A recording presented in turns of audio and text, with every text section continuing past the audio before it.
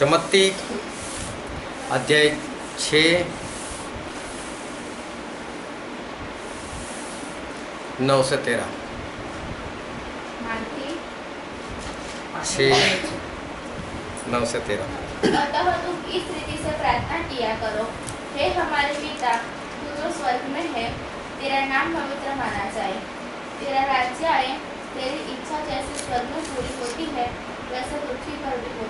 हमारे दिन भर की रोटी आज हमें दे, और जिस प्रकार हमने अपने अपराधियों को क्षमा किया है वैसे ही तू भी हमारे अपराधों को क्षमा कर, और हमें परीक्षा में न ला, परंतु बुराई से बचा, क्योंकि राज्य और पराक्रम और महिमा सदा तेरे ही है। आमीन।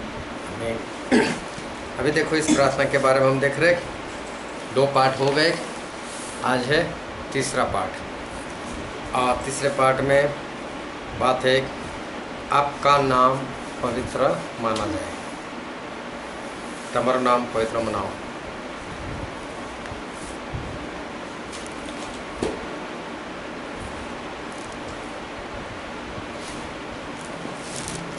यहाँ पर सबसे पहली बात तो ये है कि ऐसा लिखा है कि परमेश्वर का नाम जो है वो पवित्र माना जाएगा। तो परमेश्वर का नाम क्या है? सवाल है मेरा। परमेश्वर का नाम क्या है? यहोशुआ। किसका नाम यहोशुआ? प्रभु यीशु परमेश्वर। प्रभु यीशु इंसान बनकर आए थे तब उनका वो नाम रखा गया। तीनों का नाम एक ही है, कौन सा? यहोवा। अरे प्रभु यीशु जब धरती पर आए थे तब वो नाम दिया था उनको, यहोवा। यहोशुआ। हाँ, जो तुम की तरह के कोई नहीं दे सकते। वो तो यीशु का इब्रानी यहोशुआ है। निर्गमन में पढ़ते, निर्गमन उसका अध्याय 3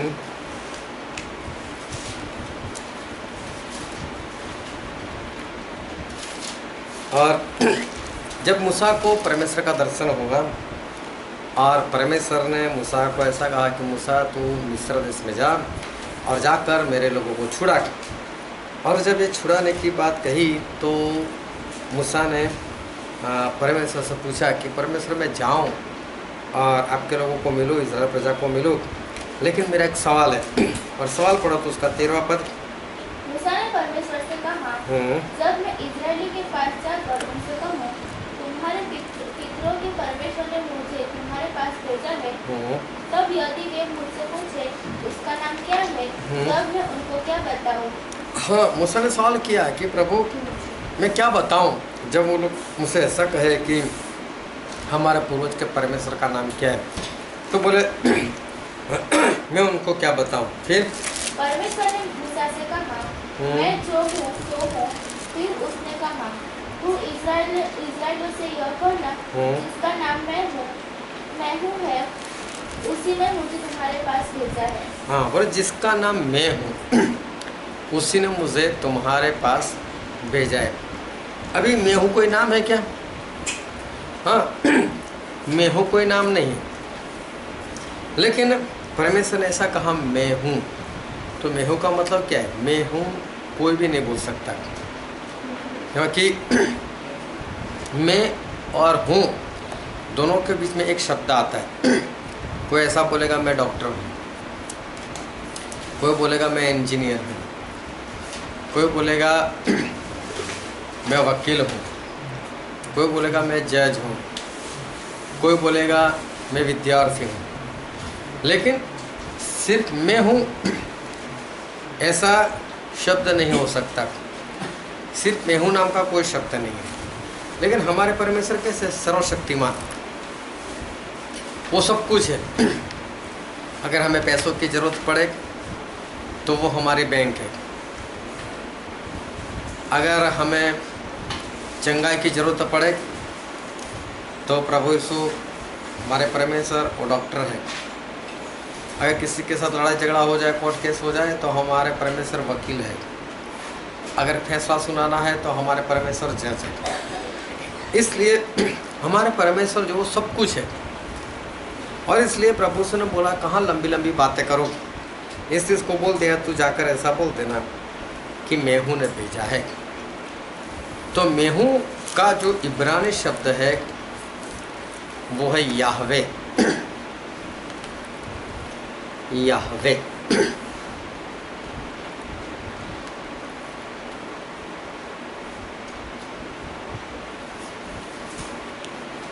और याहवे का लोगों ने कर दिया, हाँ इब्रानी, याहवे मतलब मैं हूँ, और लोगों ने याहवे का यहोवा कर दिया। लेकिन यहोवा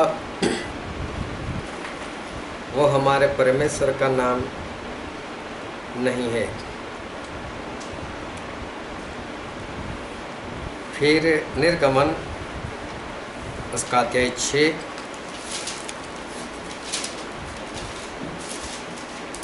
और पद 3।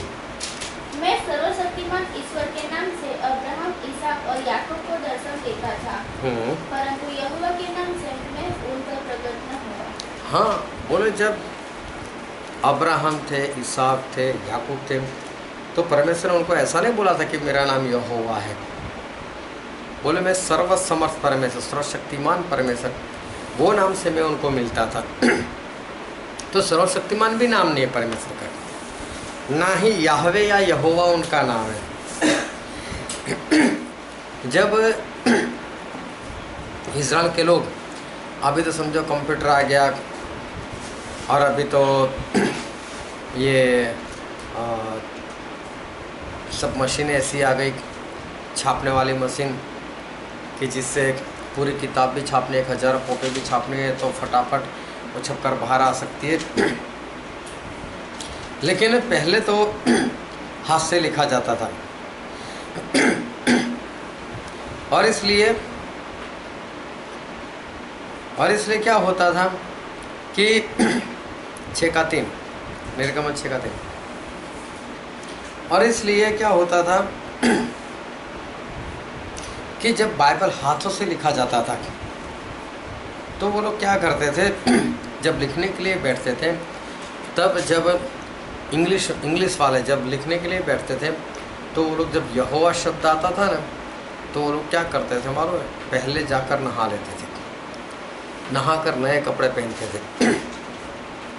नए कपड़े पहनकर फिर वो लोग यहोवा नहीं लिखते थे, और पेन भी नहीं ले लेते थे, और उस पेन से लॉर्ड लिखते थे, LORD, लॉर्ड। लेकिन यहोवा शब्द बोले इतना पवित्र है, तो बोले हम लिख नहीं सकते, जैसे वो लोग लिखते नहीं थे।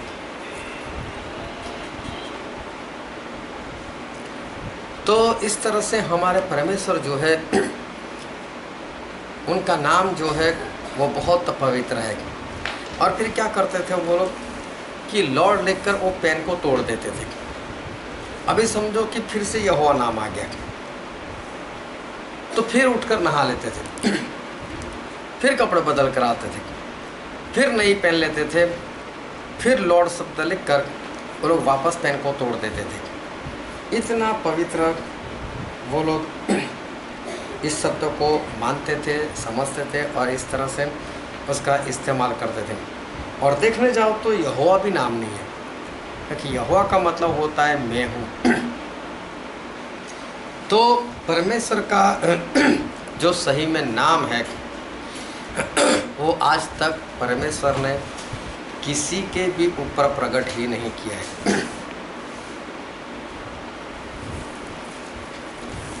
पूरा बाइबल पढ़कर देख लो, उसमें कहीं पर भी परमेश्वर का जो सच्चा नाम है वो उन्होंने आज तक किसी को नहीं बताया।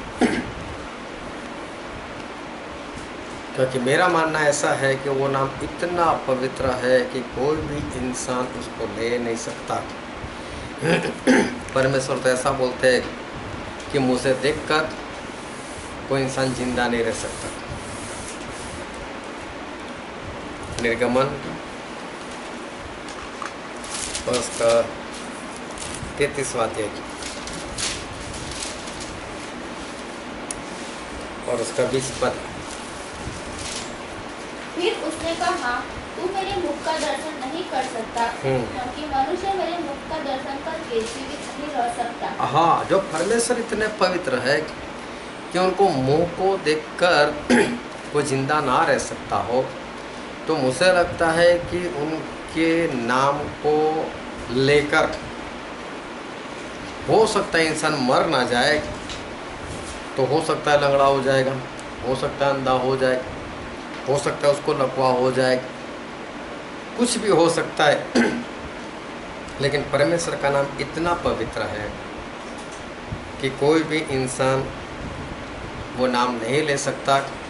इसलिए हमारे परमेश्वर ने अपना सच्चा नाम जो है वो आज तक किसी को नहीं बताया। चलते चलते यहोवा जो है वो नाम हो गया, लेकिन यहोवा जो है वो परमेश्वर का नाम नहीं है।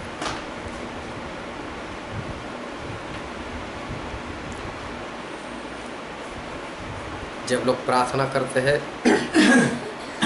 और प्रार्थना सुनाई देती है, मतलब कि परमेश्वर प्रार्थना सुनते हैं और सुनकर उत्तर भी देते हैं, लेकिन उसके अलग अलग कारण हैं। लोग प्रार्थना करते हैं, परमेश्वर प्रार्थना सुनते भी है और सुनकर उत्तर भी देते हैं, उसके अलग अलग कारण हैं। उसमें सबसे पहली बात तो ये है कि परमेश्वर दुष्टात्मा की प्रार्थना सुन लेते हैं।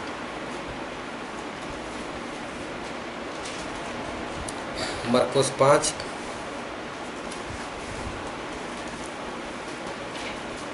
10 और 12 पद।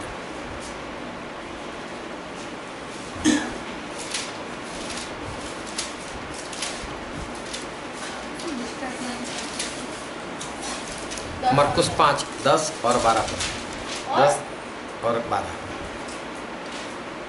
और उसने उससे बहुत विनती की, हमें इस देश से बाहर न भेज।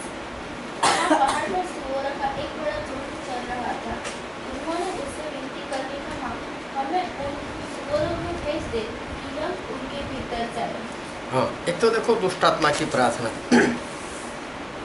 बोल हमें देश से मत निकाल, और दूसरी बात क्या हम सूअर में चले जाएंगे। इन लोगों ने विनती की, प्रार्थना की, तो परमेश्वर ने उसकी प्रार्थना सुन ली। कुछ प्रार्थना ऐसी होती हैं जिसका कोई मतलब ही नहीं होता है, करो तो भी ना करो तो भी कोई फर्क नहीं पड़ता है। अब ये सूअर में जाए या देश में रहे या कहीं भी, क्योंकि परमेश्वर ने उनका वक्त तय कर लिया है कि मैं जब दूसरी बार आऊँगा तब तुम्हारा नाश कर दूँगा। तो तब तक जहाँ भटकते हो भटके, चाहे सूअर में चाहे जाए, चाहे गाय में जाए, चाहे भैंस में जाए, चाहे किस में भी जाए, परमेश्वर को कोई लेना देना नहीं। लेकिन परमेश्वर जिस दिन नाश करने वाला है उस दिन उसका नाश तय है। तो जब कभी किसी की प्रार्थना ऐसी होती है जिससे परमेश्वर को कोई फर्क नहीं, तो परमेश्वर उसका काम कर देते कि छोड़ो, मुझसे क्या लेना देना इससे।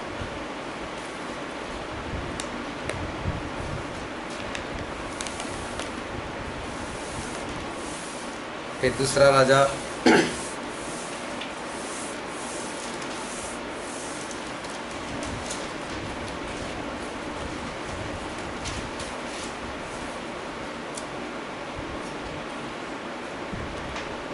उसका 13वां अध्याय।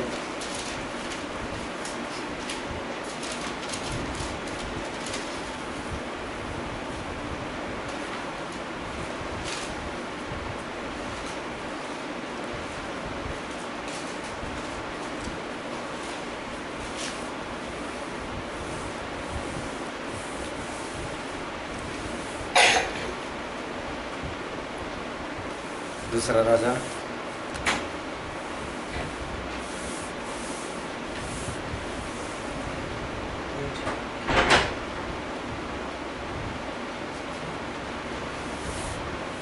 दूसरा राजा 13वां अध्याय और 1 से 4 पद। अहज्या के पुत्र यहूदा के राजा योआस के 23वें वर्ष में येहू का पुत्र यहोआहाज शोम्रोन में इस्राएल पर राज्य करने लगा और 17 वर्ष तक राज्य करता रहा। उसने वह किया अर्थात नबात के पुत्र यारोबाम, जिसने इस्राएल से पाप कराया था, उसके पापों के अनुसार वह करता रहा और उनको छोड़ न दिया। इसलिए यहोवा का क्रोध इस्राएलियों के विरुद्ध भड़क उठा और उसने उनको अराम के राजा हजाएल और उसके पुत्र बेन्हदद के अधीन कर दिया। हाँ, अभी देखो यहाँ पर एक राजा की बात की है और राजा का नाम है यहोआहाज। और ये जो राजा था इतना बुरा था और उसने वही काम किया जो परमेश्वर की निगाह में सही नहीं था। और उसने सारे बुरे काम किए और इस कारण से परमेश्वर का जो क्रोध था वो पूरे इज़राइल के ऊपर भड़का। क्योंकि जैसा राजा होता है वैसी प्रजा होती है, राजा जैसे चलेगा वैसे प्रजा भी चलेगी। तो फिर इसके कारण ऐसा हुआ कि परमेश्वर ने इनको हजाएल और बेन्हदद जो अराम के राजा थे उनके हाथों में बार बार उनको सौंप दिया। फिर पढ़ो तो आगे। तब यहोआहाज यहोवा के सामने गिड़गिड़ाया। हाँ, तब यहोआहाज जो राजा था, जब ये लोग गुलाम बन गए तो यहोआहाज राजा जो था उसने परमेश्वर से प्रार्थना की। यहोवा ने उसकी सुन ली। और बाइबल में ऐसा लिखा है परमेश्वर ने उसकी प्रार्थना सुन ली। अभी देखो यहोआहाज अच्छा नहीं है, वो वही काम करता है जो परमेश्वर की निगाह में सही नहीं है। और उसी के पाप के कारण इज़राइल के लोग गुलाम बन गए। और उसके बाद प्रार्थना भी उसी ने की कि परमेश्वर हमको छुड़ाओ। तो परमेश्वर ने उसकी प्रार्थना सुन ली। फिर क्योंकि उसने इस्राएल पर अंधेर देखा कि अराम का राजा उन पर कैसा अंधेर करता है। हाँ, क्योंकि परमेश्वर ने ये देखा कि अराम का राजा जो है वो इज़राइल को कैसे परेशान करता है।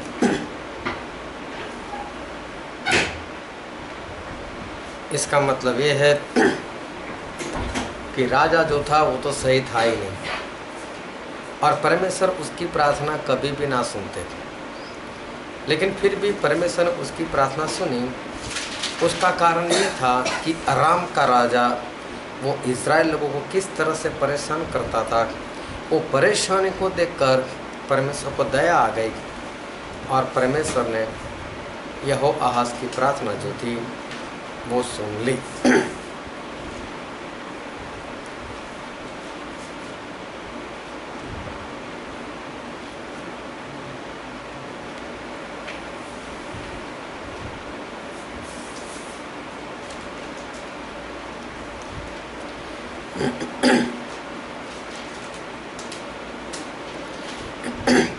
कई बार हमें देखने को मिलता है कि पास्टर या कोई परमेश्वर का दास या कोई विश्वासी वो सही से नहीं चलते परमेश्वर में। वो बुरे होते, अच्छे नहीं होते। लेकिन जब वो प्रार्थना करते हैं तो काम हो जाता है। तो सवाल होता है कि इसकी प्रार्थना सुनी कैसे गई। तो वो अच्छा है इसलिए परमेश्वर ने उसकी प्रार्थना सुनी, ऐसा नहीं है। लेकिन उसने जिसके लिए प्रार्थना की परमेश्वर ने वो देखा कि जिसके लिए प्रार्थना की उसको शैतान किस तरह से परेशान कर रहा है, या तो बीमारियां कैसे परेशान करती उसको। यह देखकर परमेश्वर जो है चाहे कोई बुरा भी हो तो भी उसकी प्रार्थना जो है वो सुन लेते हैं। लोगों को ऐसा लगता है कि परमेश्वर ने इसकी प्रार्थना क्यों सुनी, लेकिन जिसके लिए प्रार्थना हुई थी परमेश्वर ने उसके दुख को देखा कि शैतान इसको किस तरह से परेशान करता है। वो देखकर परमेश्वर ने चाहे इंसान बुरा भी था तो भी उसकी प्रार्थना जो है वो प्रार्थना सुन ली। फिर उसी में पढ़ते हैं, उसी में मतलब इसी बात में न्यायों की किताब 2 अध्याय न्याय 2 और 18 पद। जब यहोवा उनके लिए न्याय को ठहराता, तब वो उस न्याय के संग्रह कर उसको जीवन भर उन्हें शत्रुओं के हाथ से छुड़ाता था, क्योंकि यहोवा उनका कहराना जो अंतिम और उपद्रव करने वाले के कारण होता था, सुनकर दुखी था। यहाँ पर ऐसा लिखा है कि जो दूसरी प्रजा जो होती, दूसरे राजा जो थे, वो परमेश्वर के लोगों को, इज़राइल के लोगों को किस तरह से परेशान करते थे। वो देखकर परमेश्वर उनकी प्रार्थना सुनकर परमेश्वर उनको छुड़ा लेते। तो क्या है, आप किसी के लिए भी प्रार्थना करो और परमेश्वर आपकी प्रार्थना सुन ले, तो इसका मतलब ये नहीं है कि आप बहुत अच्छे हो। या कोई प्रार्थना करता है और किसी को छुटकारा मिलता है, तो इसका मतलब ये नहीं कि जिसने प्रार्थना की वो बहुत अच्छा है। हो सकता है उसके पीछे ऐसा भी कोई कारण हो कि शैतान या शैतान की आत्मा या बीमारियाँ उसको परेशान करती हो और परमेश्वर वो देख ना सकते हो, और इसलिए वो किसी की भी प्रार्थना कर कर परमेश्वर उनको छुड़ा लेते हो। तो प्रार्थना परमेश्वर लोगों की सुनते, उसका ये था दूसरा कारण। फिर पढ़ते हैं यहेजकेल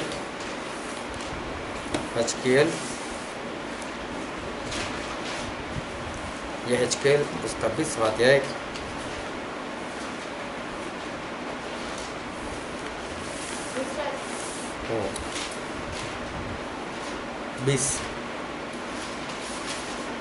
यहेजकेल 20वां अध्याय।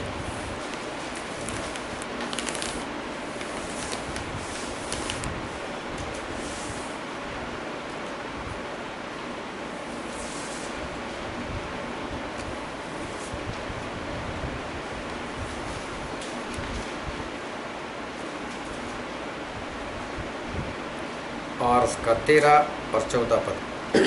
तो भी इस्राएल के घराने ने जंगल में मुझसे विद्रोह किया। वे मेरी नीतियों पर न चले और मेरे नियमों को तुच्छ जाना। तुम्हें यदि मनुष्य मानो तो वह उसके कारण जीवित रहेगा।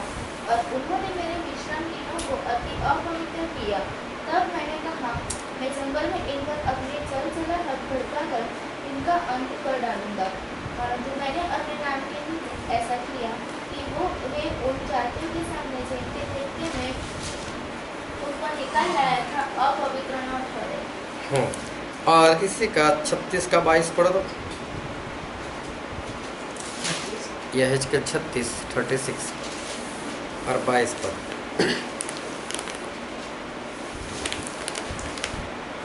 इस कारण तुम इस्राएल के घराने से कहो, परमेश्वर यो कहता है, हे इस्राएल के घराने, मैं इसको तुम्हारे निमित्त नहीं परंतु अपने पवित्र नाम के निमित्त करता हूँ, जिससे तुमने उन जातियों में अपवित्र ठहराया जहाँ तुम गए थे। हाँ, अभी देखो इस पद से परमेश्वर क्या कहना चाहते। परमेश्वर यहेजकेल को बोल रहे कि यहेजकेल, ये इस्राएल प्रजा अच्छी नहीं है। बोले जब मैं इनको मिस्र देश से छुड़ा कर लेकर आया था और मैंने मूसा के जरिए इनको आज्ञाएं दी, तो बोले रास्ते में मेरी आज्ञाकारी करते ही नहीं थे। ये तो मेरे विरोध में ही चलते थे, मेरी आज्ञा के अनुसार जीवन ही नहीं जीते थे, लेकिन मुझे क्रोध उत्पन्न करवाते थे। तो मुझे तो इतना इनके ऊपर क्रोध आया था कि मैं सारे इज़राइल प्रजा को इस जंगल में ख़त्म कर दूँ।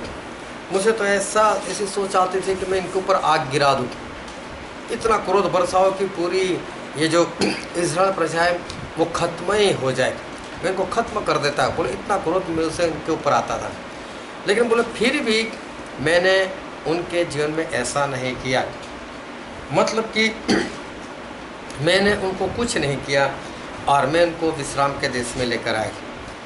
उसका कारण क्या था? तो बोले अगर मैं इनको रास्ते में मार देता तो मिस्र वाले और आसपास के देश वाले, जिनको पता चला था कि इनका परमेश्वर बहुत भयानक परमेश्वर है और इनका परमेश्वर इनको छुड़ाकर उस कनान देश में बसाने वाले हैं, तो कहीं ऐसा ना हो जाए कि वो लोग ये सोचें कि इनका परमेश्वर कमज़ोर हो गया और इनको कनान देश में नहीं बसा सकता, इसलिए इनको रास्ते में ख़त्म कर दिया। बोले मेरे नाम को कलंक ना लगे, इसलिए मैंने तुम्हारी अनाज्ञाकारी को भी मैंने सहन कर लिया और मैं तुम्हें विश्राम के देश में लेकर आया।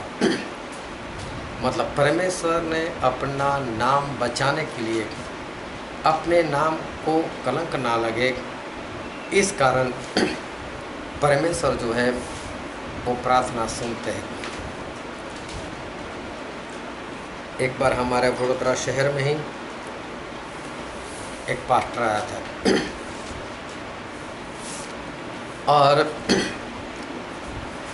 उस पास्टर के वक्त जितनी भीड़ हुई किसी भीड़ आज तक नहीं हुई, और बहुत बड़े बड़े चमत्कार भी वहाँ पर हो गए। और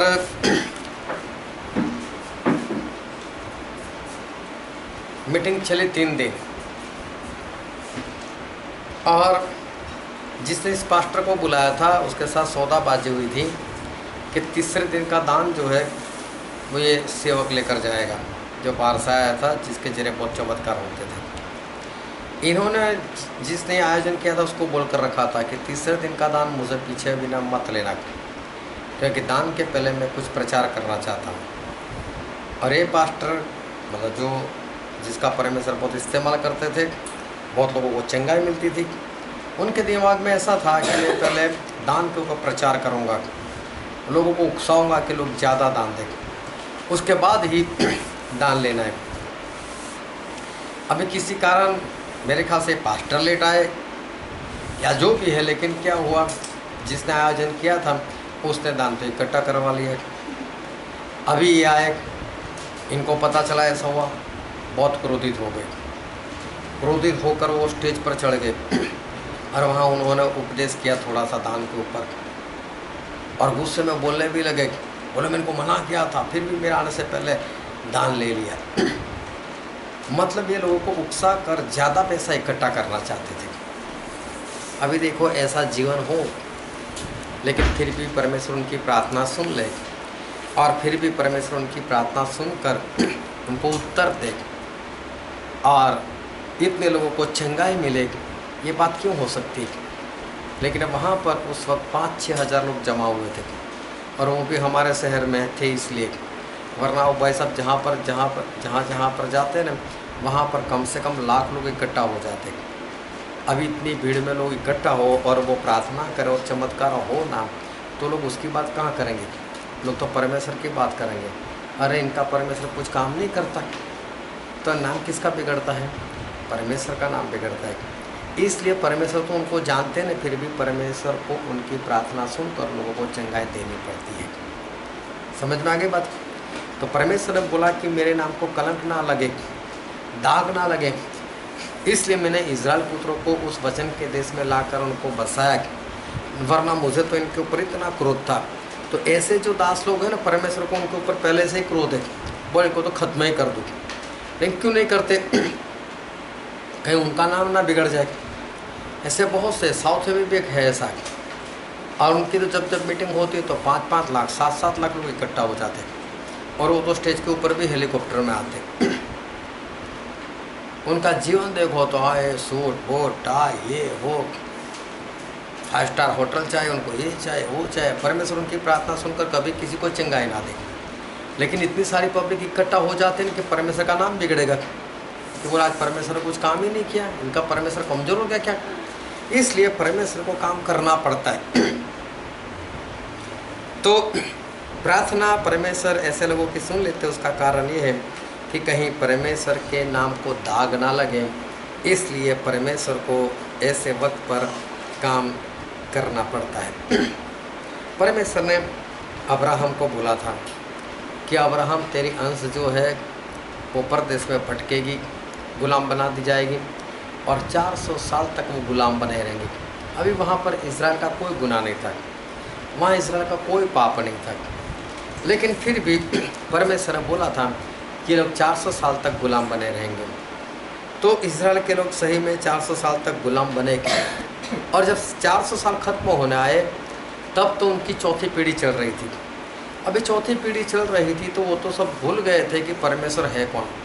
बहुत कम लोगों ने जीवित परमेश्वर को याद रखा था और कोई प्रार्थना भी नहीं कर रहा था।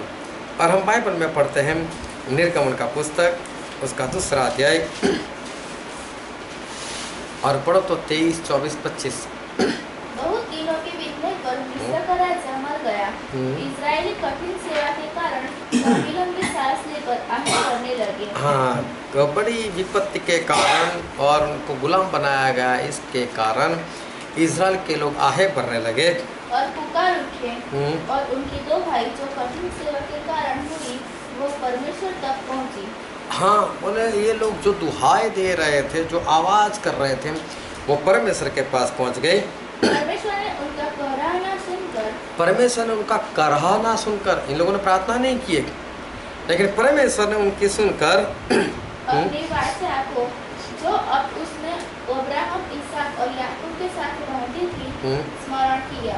हाँ, निर्गमन 2, 23 से 25। तो परमेश्वर ने अपनी वाचा को याद किया जो उन्होंने अब्राहम, इसहाक और याकूब से की थी। अभी यहाँ पर परमेश्वर इज़राइल लोगों को छुड़ाते हैं, उसके पीछे ना किसी की प्रार्थना है ना किसी की आज्ञाकारी है, कुछ भी नहीं है।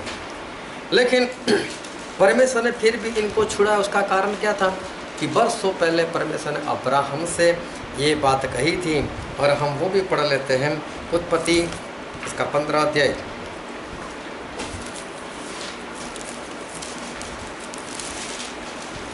उत्पत्ति इसका 15 अध्याय और पढ़ो तो उसका 13 पद से। तब यहोवा ने अब्राहम से कहा, यह निश्चय जान कि तेरे वंश पराए देश में परदेशी होकर रहेंगे और उस देश के लोगों के दास हो जाएंगे और वे उनको 400 वर्ष तक दुख देंगे। फिर जिस देश के वे दास होंगे उसको मैं दंड दूंगा और उसके पश्चात वे बरदन वहाँ से लेकर निकल आएंगे। हाँ, परमेश्वर ने पहले से बोला था कि 400 साल तक वो गुलाम बने रहेंगे। तो जब परमेश्वर ने किसी के साथ वादा किया होता है तो परमेश्वर अपना वादा जो है वो वादा निभाते हुए परमेश्वर लोगों को छुड़ाते हैं। इसमें ये नहीं कि वो लोग अच्छे हैं इसलिए परमेश्वर ने प्रार्थना सुन ली। और इज़राइल के लोग जो भटक चुके थे, लेकिन जिस तरह से मूसा मसीह में थे तो और भी कुछ लोग होंगे जो उस वक्त प्रार्थना कर रहे होंगे। तो उनकी प्रार्थना की वजह से नहीं, वो लोग अच्छे हैं इसलिए नहीं, लेकिन परमेश्वर ने जो वाचा बांधी थी उस वाचा को याद करते हुए परमेश्वर ने उनको छुड़ाया। जिस तरह से अभी कोरोना चल रहा है तो कोरोना को जितना भी वक्त होगा तब तक परमेश्वर उसको रहने देंगे, लेकिन बाद में वो कोरोना जो है वो ख़त्म हो जाएगा। तो ऐसा नहीं कि लोगों की प्रार्थना, क्योंकि सारे धर्म वाले प्रार्थना करते हैं, तो फिर किसके जरिए काम हुआ? तो परमेश्वर जो है वो अपनी वाचा को याद करते हुए भी लोगों के जीवन में काम करते हैं। तो जब वाचा उनकी पूरी होती है तो लोगों के जीवन में छुटकारा आता है। तो प्रार्थना सुनाई देने का एक कारण ये भी होता है कि परमेश्वर अपनी वाचा जो है उस वाचा को याद करते हैं। फिर यह हिजकेल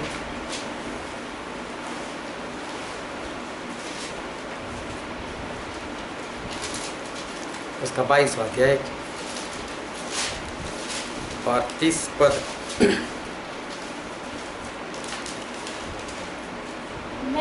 मैंने उनमें ऐसा मनुष्य ढूंढना चाहा जो बाड़े को सुधारे और देश के निमित्त नाटी में मेरे सामने ऐसा खड़ा हो कि मुझे उसका नाश ना करना पड़े, परंतु ऐसा कोई ना मिला। हाँ, परमेश्वर बोलते हैं कि मुझे एक ऐसा इंसान चाहिए जो इंसान और परमेश्वर के बीच में खड़ा होकर मुझे लोगों का नाश करने से बचाए, रोके।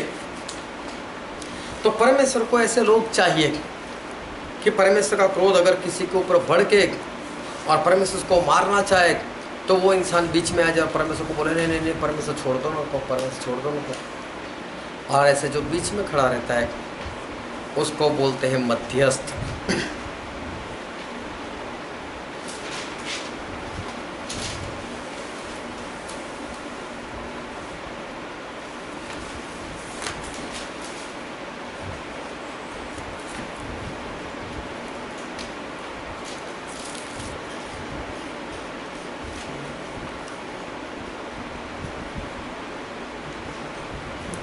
इब्रानी 7 और 25 पढ़ दो।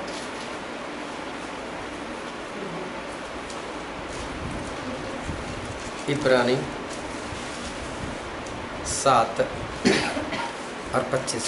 इसीलिए जो उसके द्वारा परमेश्वर के पास आते हैं वह उनका पूरा पूरा उद्धार कर सकता है, क्योंकि वह उनके लिए विनती करने को सर्वदा जीवित है। हाँ, प्रभु यीशु विनती करने के लिए, मतलब बीच वाले बनकर, मतलब मध्यस्थ बनकर, इधर परमेश्वर इधर इंसान और बीच में प्रभु यीशु। तो प्रभु यीशु वो परमेश्वर को देखकर परमेश्वर बोलते चलो इसका नाश कर दो, तो प्रभु से बोलते विनती करते नहीं नहीं इसको छोड़ दो ना, अभी अब इसको थोड़ा वक्त दो ना। विनती करते प्रभु से, मतलब कि मध्यस्थ। तो मध्यस्थ की प्रार्थना के जरिए परमेश्वर लोगों को बचाते हैं। तो प्रार्थना सुनने का कारण एक ये भी है कि वो इंसान वो मध्यस्थ है। जैसे मूसा बीच में पढ़ते थे, मूसा का एक पद पढ़ लो, गिनती 16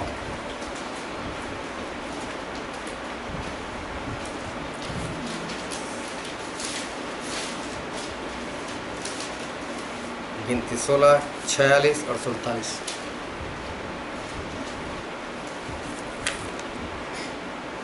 और मूसा ने हारून से कहा, धूपदान को लेकर उसमें वेदी पर से आग रख कर उस पर धूप डाल, मंडली के पास फुर्ती से जाकर उसके लिए प्रायश्चित कर, क्योंकि यहोवा का कोप अत्यंत भड़का है और मरी फैलने लगी है।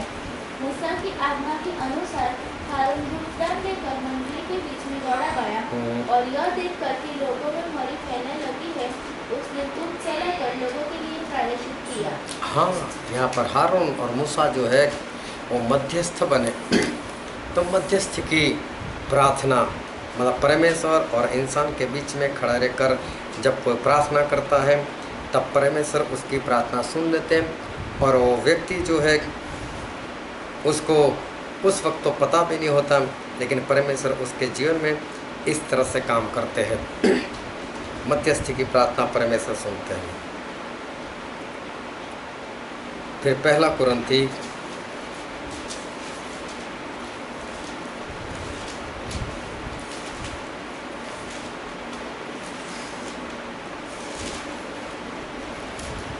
12वां अध्याय,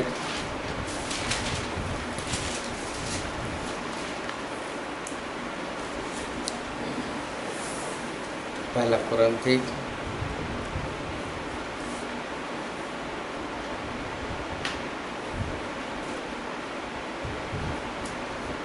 12, 8 से 11। क्योंकि एक को आत्मा के द्वारा बुद्धि की बातें दी जाती है और दूसरे को उसी आत्मा के अनुसार ज्ञान की बातें, किसी को उसी आत्मा से विश्वास और किसी को उसी एक आत्मा से चंगा करने का वरदान दिया जाता है। फिर किसी को सामर्थ्य के काम करने की शक्ति, और किसी को भविष्यवाणी की, और किसी को आत्माओं की परख, और किसी को अनेक प्रकार की भाषा, और किसी को भाषाओं का अर्थ बताना। परंतु ये सब प्रभावशाली कार्य वही एक आत्मा कराता है, और जिसे जो चाहता है वो बांट देता है। जिससे जो चाहिए वो बांट देता है। यहाँ पर पवित्र आत्मा के वरदानों के बारे में लिखा है, और यहाँ पर टोटल 9 वरदान लिखे हैं। लेकिन पवित्र आत्मा के सिर्फ 9 वरदान नहीं है, पवित्र आत्मा के बहुत सारे वरदान हैं। जैसे भूतों को निकालना यहाँ पर नहीं लिखा, सामर्थ्य के काम सिर्फ लिखा है, चमत्कार करना, बीमारों को चंगाई देना, आशीष के लिए प्रार्थना करना और लोगों को आशीष मिल जानी, बच्चों के लिए प्रार्थना करना उसको बच्चा मिल जाना, लंगड़े के लिए प्रार्थना करना लंगड़ा चलने लग जाए। तो ऐसे जो वरदान है पवित्र आत्मा के, तो पवित्र आत्मा क्या करते, लोगों को ऐसे वरदान बांट देते। और वरदान को इंग्लिश में बोलते हैं गिफ्ट, जिसको हम बोलेंगे भेंट। अभी गिफ्ट कैसी चीज़ है कि जैसे किसी की शादी हो गई, हम शादी में गए, उसको जाकर गिफ्ट दे दी। अभी क्या उसने बहुत अच्छा काम कर ले कि हम गिफ्ट देते उसको, कि या तो गिफ्ट देना क्या ज़रूरी है? हमारे मन में आया, हमने गिफ्ट दे दी। अभी 1 साल के बाद उनका तलाक हो गया, तो हम जाकर ऐसा बोले, लाओ हमारे गिफ्ट, अब तो तलाक हो गया।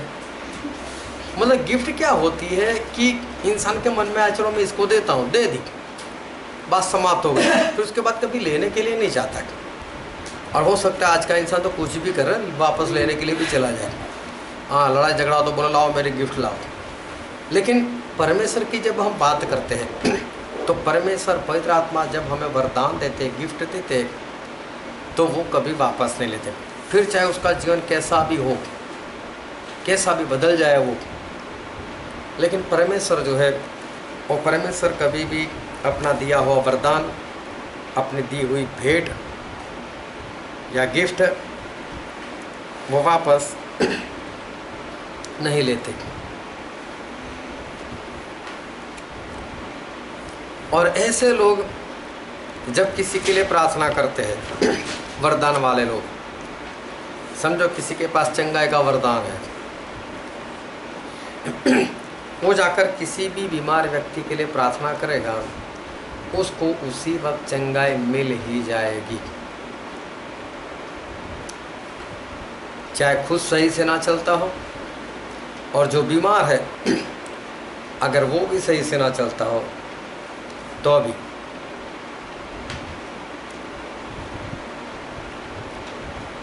परमेश्वर उसको चंगाई दे देंगे, क्योंकि इसके पास ऐसा वरदान है, उस वरदान से उसके पास गिफ्ट है परमेश्वर की दी हुई, उससे ये काम जो है वो काम हो जाएगा।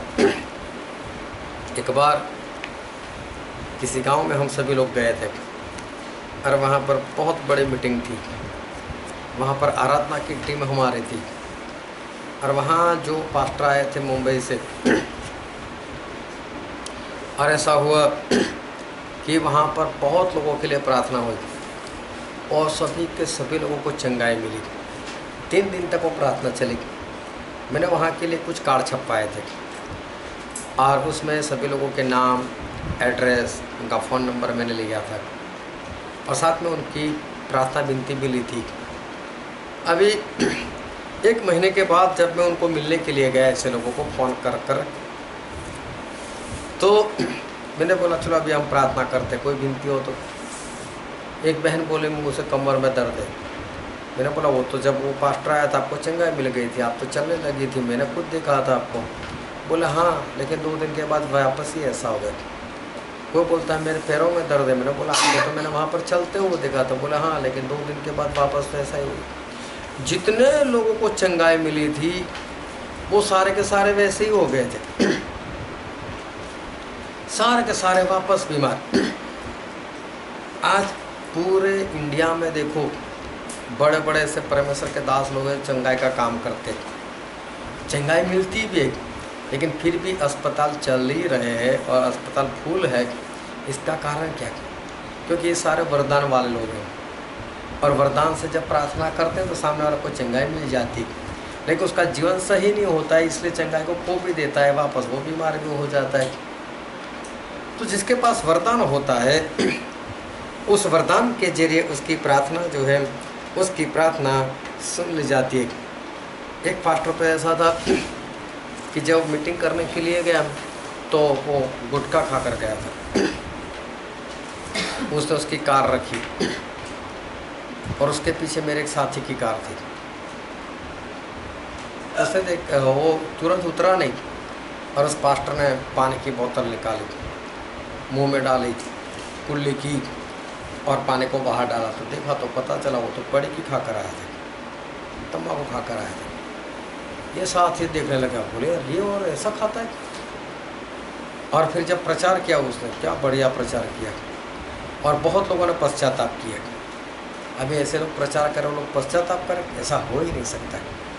लेकिन ये प्रचार का दान था उसको, क्योंकि ऐसे लोगों के पास जिनके पास परमेश्वर की दी हुई गिफ्ट होती है वो गिफ्ट परमेश्वर वापस नहीं लेते, इसलिए वो गिफ्ट के जरिए काम होता रहता है। जिस तरह से किसी ने हमने गिफ्ट दी कि एक टॉर्च, अभी हमारा उसके साथ झगड़ा हो गया, हमने जाकर उसको थप्पड़ लगा दी, और घर पर कटोर चलाएगा तो क्या नहीं चलेगी, वो तो फिर भी चलेगी नहीं। हाँ, तो परमेश्वर ने गिफ्ट दे दिए तो गिफ्ट तो अपना अपना काम करेगी, चाहे अपने अब उसका परमेश्वर के साथ सही से रिश्ता नहीं रहा, लेकिन परमेश्वर की दी हुई गिफ्ट है तो गिफ्ट तो काम करेगी। लेकिन इस तरह से जो प्रार्थना का उत्तर मिलता है, ऐसे उत्तर का सही में कोई फायदा नहीं, इसको ध्यान में रखना। ऐसे लोगों के जरिए जो भी प्रार्थना का उत्तर आता है तो उसका कोई भी फायदा नहीं, क्योंकि बाइबल में ऐसा लिखा है,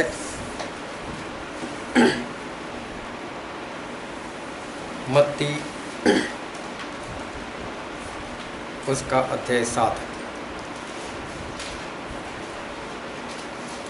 कैसी कैसी प्रार्थना सुनी जाती है वो यहाँ पर ख़त्म हुआ, लेकिन हमारा पॉइंट वही चल रहा है कि आपका नाम पवित्र माना जाए।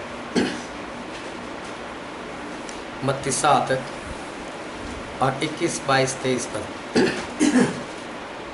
जो मुझसे हे प्रभु कहता है, उनमें से हर एक स्वर्ग के राज्य में प्रवेश न करेगा। देखो यहाँ पर ऐसा लिखा है, जो कोई मुझसे हे प्रभु, मतलब मेरा आगे पीछे घूमता, हाँ प्रभु, हाँ प्रभु, हाँ प्रभु, तो परमेश्वर बोलते हैं हाँ, परंतु वही जो मेरे बोले कि ऐसे लोग स्वर्ग के राज में आ जाएंगे, ऐसा नहीं है, लेकिन वही लोग आएंगे, परंतु वही जो मेरे स्वर्गीय पिता की इच्छा पर चलता है। हाँ, लेकिन वही लोग स्वर्ग में जाएंगे जो परमेश्वर की इच्छा के अनुसार चलते हैं।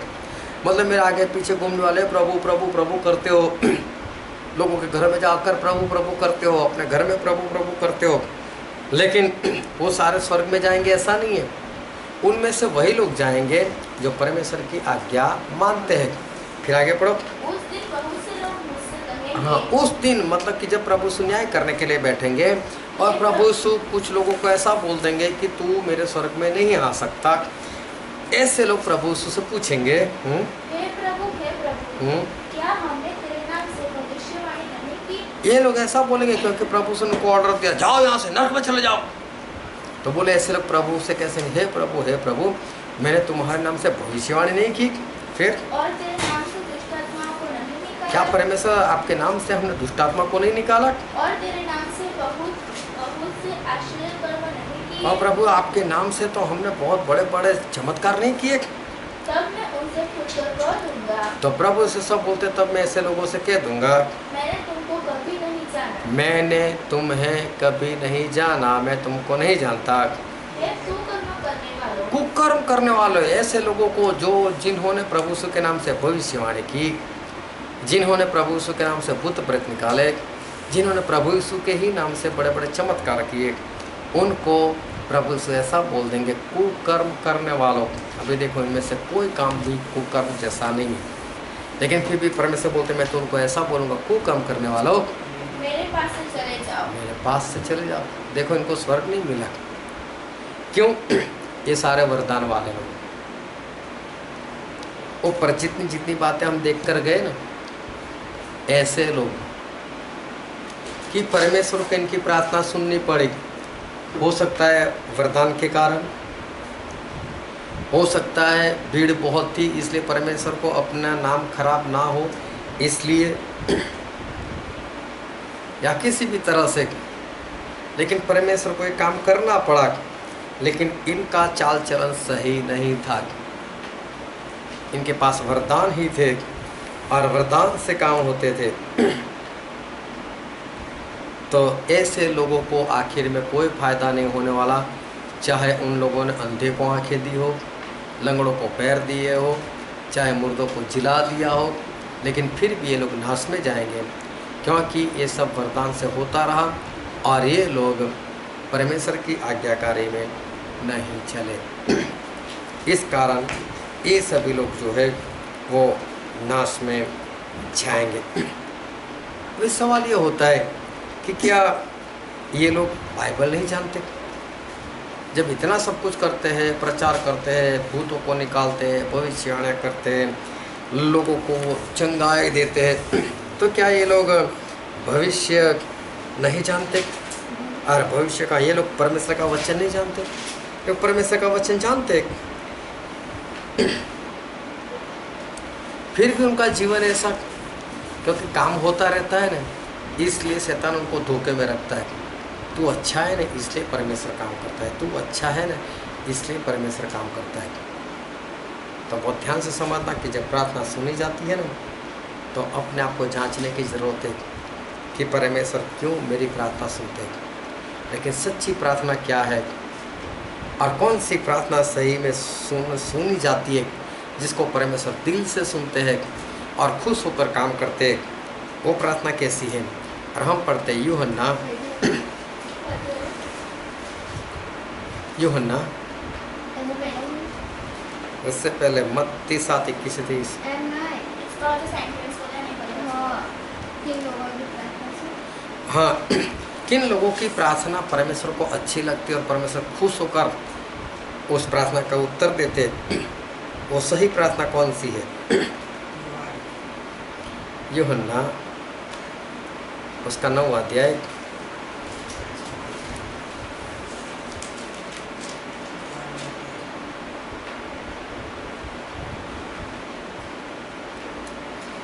उसका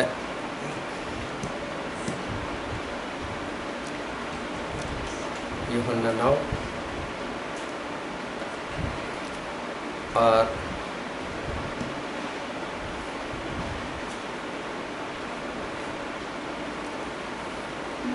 31।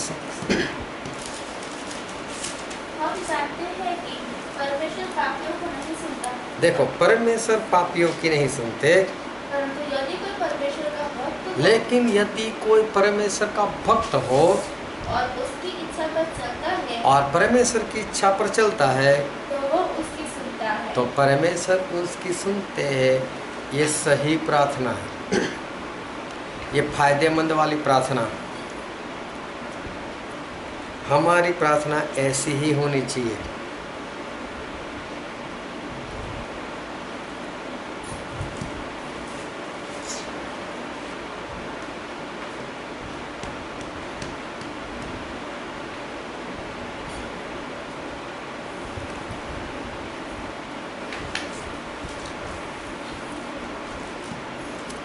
यह है सही प्रार्थना। जब मैं मसीह में नहीं था और जब मेरी शादी भी नहीं हुई थी, तो कभी कभी हम मित्र लोग क्या करते थे, इकट्ठा होकर शराब पीते थे। तो जिस दिन शराब पीते थे ना, उस दिन मैं रात को घर पर जाता ही नहीं था। और पहले जो भी मित्र हम लोग इकट्ठा होते थे, पहले से बोलते थे कि शराब के बाद खाना कहाँ पर है, कौन सी होटल में खाने के लिए जाना है, कौन से रेस्टोरेंट में जाना है, कौन से ढाबे पर जाना है। मतलब घर पर मैं खाने के लिए नहीं जा पाऊँगा, हमको बाहर ही खाना है। तो शराब पीने के बाद मैं घर पर समय से नहीं जाता था। उसका कारण क्या था कि अगर मैं समय पर चला गया तो घर पर तो पापा है, और पापा के सामने आ गया तो शराब की तो दुर्गंध आती है, बदबू आती है। अगर वो बदबू पापा को आ गई, अगर क्या आ गई, वो आई जाएगी। और पापा इतने स्ट्रिक्ट थे कि पहले तो हाथ पैर तोड़ देते और उसके बाद घर के बाहर भी फेंक देते, और फिर घर में एंट्री भी नहीं मिलने वाली थी। ऐसे थे मेरे पापा। इसलिए डर के मारे जो बदबू आती थी, मैं वक्त के घर पर नहीं जाता। खा पी कर शाम को सब लोग सो जाए, तब रात को 12-1 बजे मैं घर पर जाकर चुपके से सो जाता था बस। अभी देखो प्रार्थना क्या है। प्रार्थना का मतलब होता है जो हमारे पिता है, हमारे परमेश्वर, उनके पास हमको जाना है। उनके पास जाकर मुंह खोलकर उनके साथ बातें करनी है, और हमारे जीवन से दुर्गंध आती हो, हमारे जीवन से बदबू आती हो, तो हम परमेश्वर के सामने कैसे जा सकते हैं।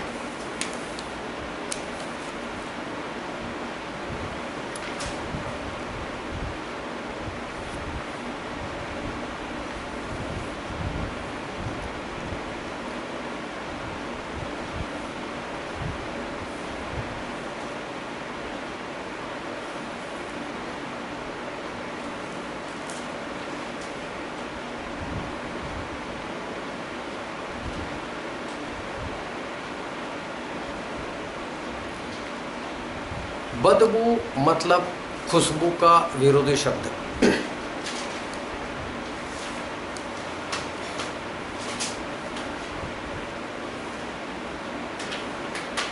तो खुशबू क्या है? दूसरा कुरिन्थी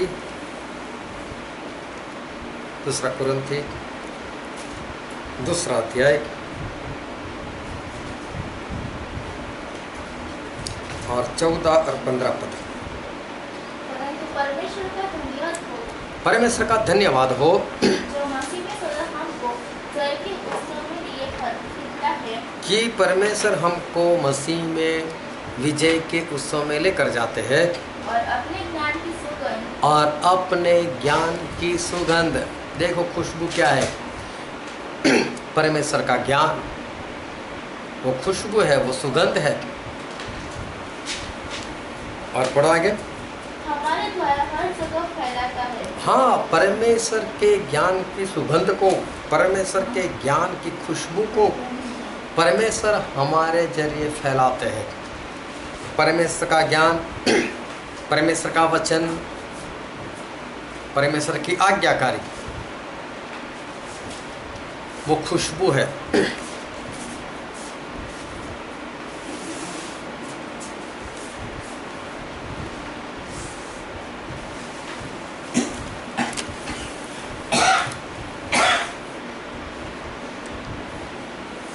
फिर 15 पद पढ़ा। क्योंकि हम परमेश्वर के निकट उद्धार पाने वालों और नाश होने वाले दोनों के लिए मसीह की सुगंध है। हम मसीह की सुगंध है, मतलब हम खुद परमेश्वर का ज्ञान है। सुगंध क्या है? परमेश्वर का ज्ञान, परमेश्वर का वचन,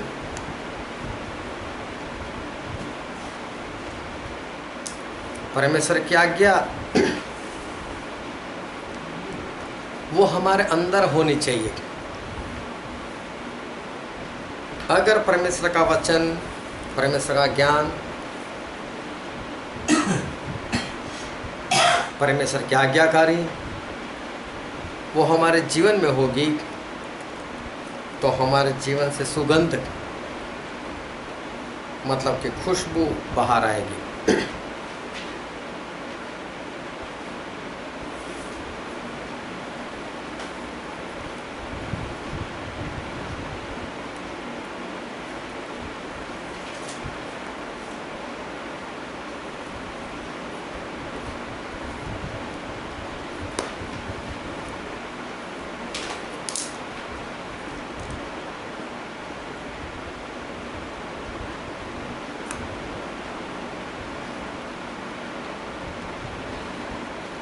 तो दुर्गंध और बदबू मतलब क्या हुआ?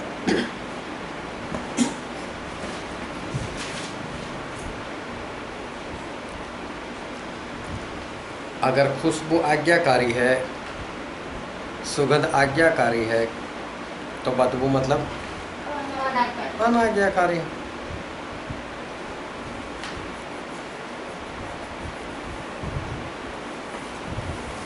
तो जब किसी के जीवन में आज्ञाकारी ना हो वचन की, लेकिन उसके पास वरदान है कि वो चंगाई दे सकता है,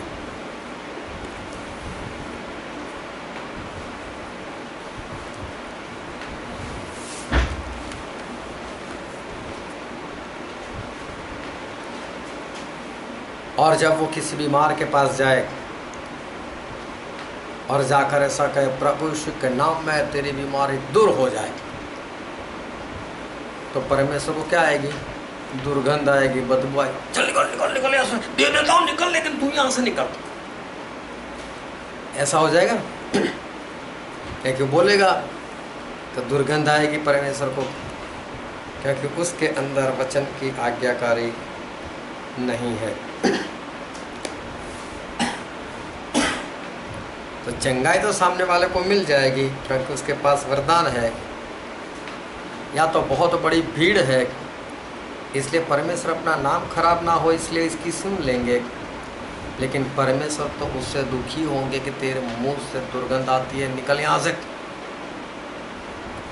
तो ऐसे लोगों को परमेश्वर आखिरी दिन बोल देंगे कि तू यहाँ से निकल, कुकर्म करने वाला है तू तो। क्या आज्ञाकारी नहीं मतलब को कर्म करना हुआ।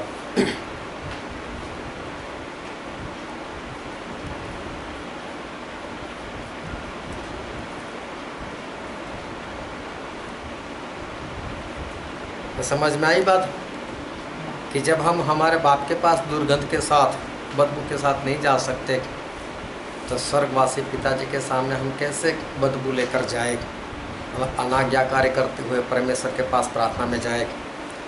ऐसा नहीं होना चाहिए। फिर लिखा है इफिसी में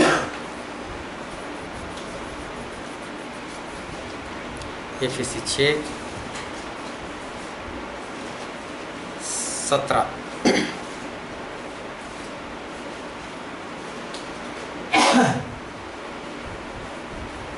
और उद्धार का टोप और आत्मा की तलवार जो परमेश्वर का वचन है ले लो। आत्मा की तलवार मतलब क्या लिखा है? मीनू वचन। आत्मा की तलवार मतलब जो परमेश्वर का वचन है हाँ, जो परमेश्वर का वचन है उसे ले लो। यहाँ पर ऐसा लिखा है कि आत्मा की तलवार मतलब परमेश्वर का वचन ले लो। क्यों ले लो?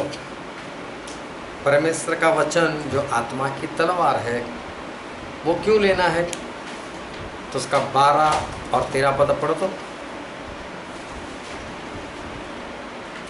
क्योंकि हमारा यह युद्ध लहू और मांस से नहीं परंतु प्रधानों से और अधिकारियों से और इस संसार के अंधकार के हाकिमों से और उस दुष्टता की आत्मिक सेनाओं से है जो आकाश में है।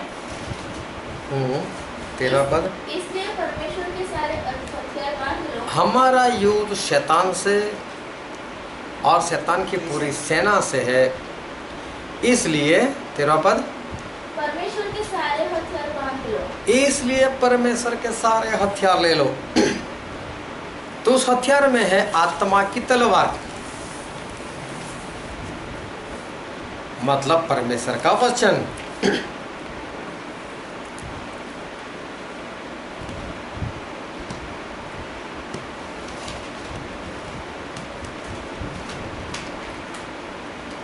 तो आत्मा की तलवार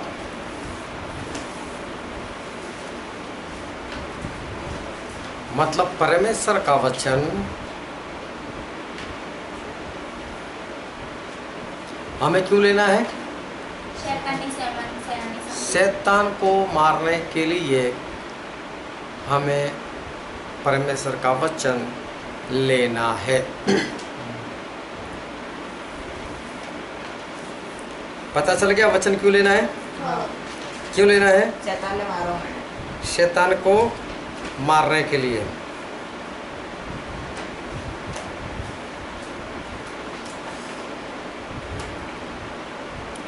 और लोग क्या करते हैं? प्रभु आपने वचन में ऐसा लिखा है, ऐसा कर दो। आपके कोड़े खाने से चंगाई मिल चुकी है, हमें चंगाई दे दो।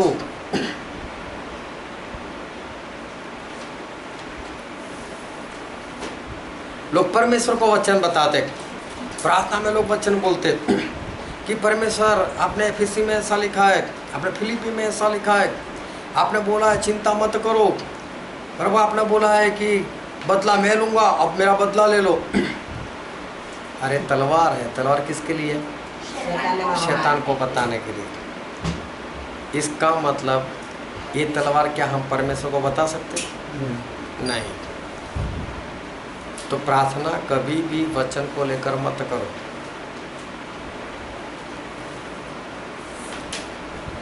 वो प्रार्थना परमेश्वर को पसंद नहीं।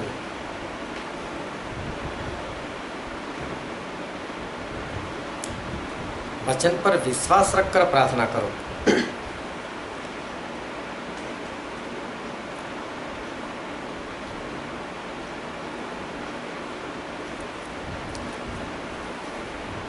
लेकिन वचन जो तलवार है वो परमेश्वर को मत दिखाओ।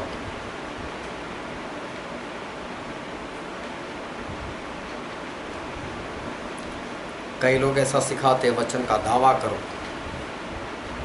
कि प्रभु आपने ऐसा लिखा है, इस कर कर बोले दावा करो, लेकिन वो गलत बात है। हमें ऐसा कोई दावा नहीं करना है, क्योंकि परमेश्वर जो लिखते हैं वो करते ही करते हैं।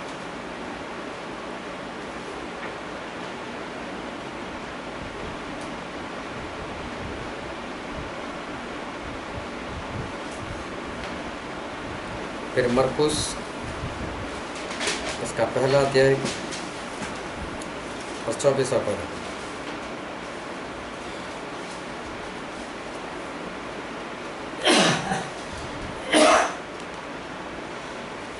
उसने चिल्लाकर कहा, हे यीशु नाज़ारी, हमें तुझसे क्या काम? क्या किसने कहा ऐसा? शैतान ने, अशुद्ध। हम्म क्या तू हमें नष्ट करने आया है? मैं तुझे जानता हूँ, तू कौन है? परमेश्वर का पवित्र जन। हाँ, अभी देखो, प्रभु यीशु को लोग दुष्ट आत्मा जो थे वो पहचानते थे। तो प्रभु यीशु को क्या बोलते थे? तुझे जानते, हम तुझे पहचानते, क्योंकि तू पवित्र है। लेकिन बोलने वाला कैसा था? बोलने वाला था पवित्र? नहीं। बोलने वाला था शुद्ध? ना। तो जो दुष्टात्मा थी वो प्रभु यीशु के सामने शुद्ध होकर जाती थी, नहीं। पवित्र होकर जाती थी। नहीं। तो अगर इंसान भी इस तरह से परमेश्वर के सामने शुद्ध होकर ना जाए, प्रार्थना में पवित्र होकर ना जाए,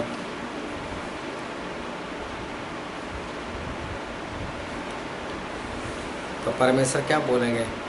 आजा आजा बेटे मेरे स्वर्ग में आजा, खुश हो जाएंगे।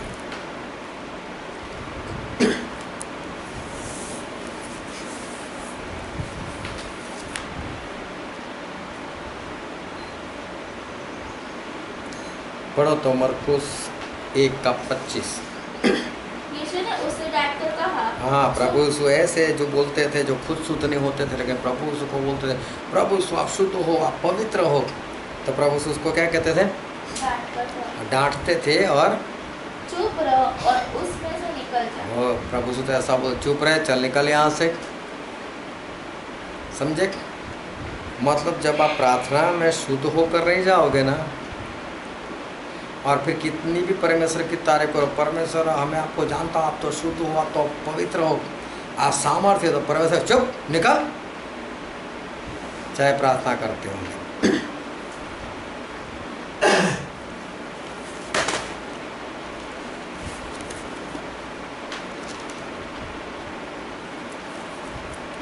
समझ में आ रही बात?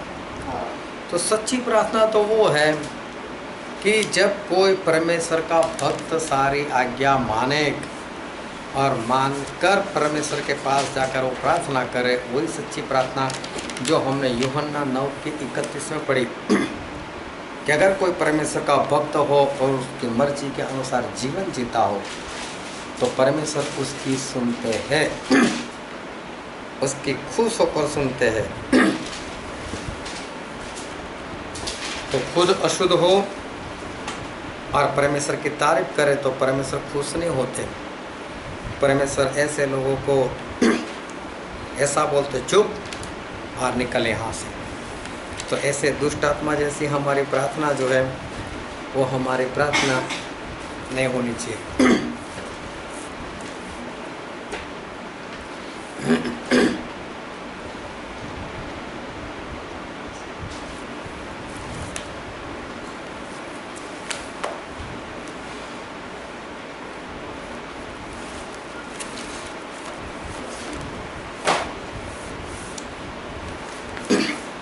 चला पता? हाँ। चलो, वो तो दुष्ट आत्मा है। तो अशुद्ध होकर, अपवित्र होकर भी वो तो जोरों जोरों से चिल्लाता है कि हाँ प्रभु मैं आपको जानता हूँ, तू पवित्र है, पवित्र है, पवित्र है। लेकिन हम तो इंसान हैं, हम तो परमेश्वर के पास पवित्र होकर जाएं। समझे? तो हमें उस दुष्ट आत्मा के जैसा नहीं करना है। तो जो तीसरा पॉइंट हम देख रहे हैं कि आपका नाम पवित्र माना जाए, तमारो नाम पवित्र मनाओ, आपका नाम पाक माना जाए। तो वो कैसे? ये सारी बातें जो देखी उसमें तो पवित्रता वाली बात ही नहीं है, लेकिन सही में हम किस तरह से परमेश्वर के नाम को पवित्र मनाएं।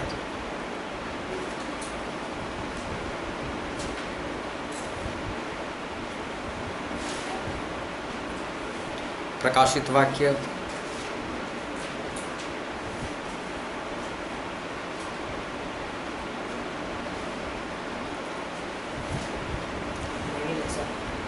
उसका 4वां अध्याय 10 पद। तब 24 प्राचीन सिंहासन पर जब परमेश्वर प्रभु यीशु अपने सिंहासन के ऊपर बैठते हैं तब 24 बड़े लोग सिंहासन पर बैठने वाले के सामने गिर पड़ेंगे। वो लोग दंडवत करते हैं प्रभु यीशु को और उसे जो युगानुयुग जीता है प्रणाम करेंगे। और वे अपने अपने मुकुट सिंहासन के सामने यह बोलते हुए डाल देंगे, हे हमारे प्रभु। जब प्रभु यीशु अपने सिंहासन के ऊपर बैठते, स्वर्ग की बात है, इसको ध्यान से समझते जाना कि जब प्रभु यीशु अपने सिंहासन के ऊपर बैठते हैं तब उनके सामने जो 24 और सिंहासन लगे हुए, उसके ऊपर जो लोग बैठे हैं वो संपूर्ण रीति से 100% शुद्ध है, पवित्र है। उन्होंने अपने सर के ऊपर मुकुट पहना हुआ है और वो भी स्वर्गीय पदार्थों का बनाया हुआ।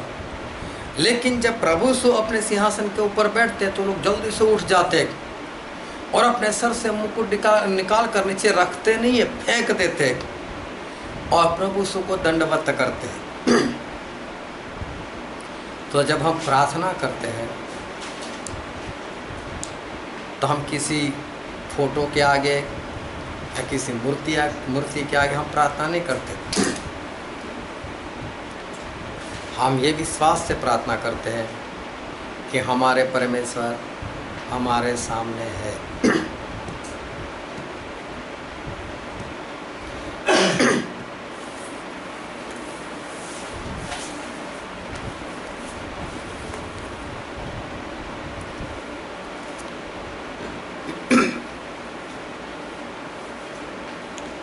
तो अगर वो लोग दंडवत करते हैं 24 पवित्र लोग,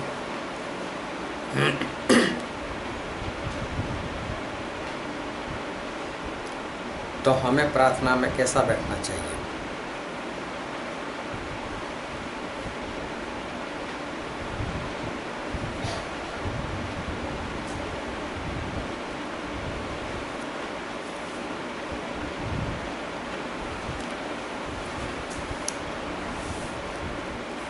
पहला राजा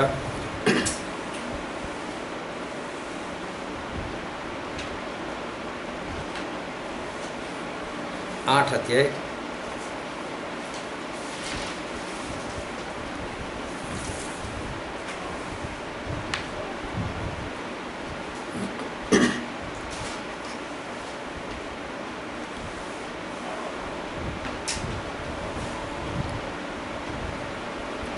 22 पद। तब सुलेमान इस्राएल की पूरी सभा की देख के यहोवा की वेदी के सामने खड़ा हुआ और अपने हाथ स्वर की ओर फैलाकर कहा। देखो, सुलेमान ने प्रार्थना शुरुआत की। तो यहाँ पर ऐसा लिखा है कि सुलेमान खड़े होकर उन्होंने अपने हाथ सर की ओर फैला दिया, मतलब ऐसे ऊंचे कर दिया सुलेमान ने हाथ। फिर उसका 54 पढ़ो तो।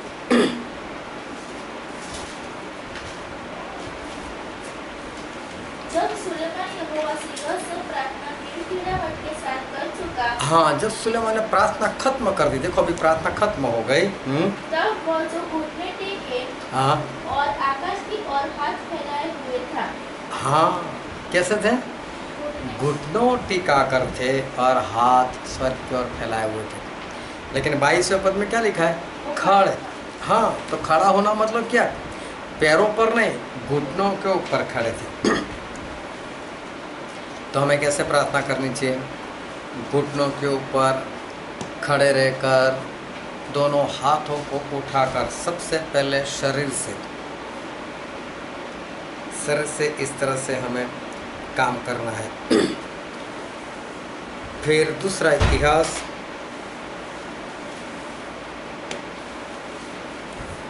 6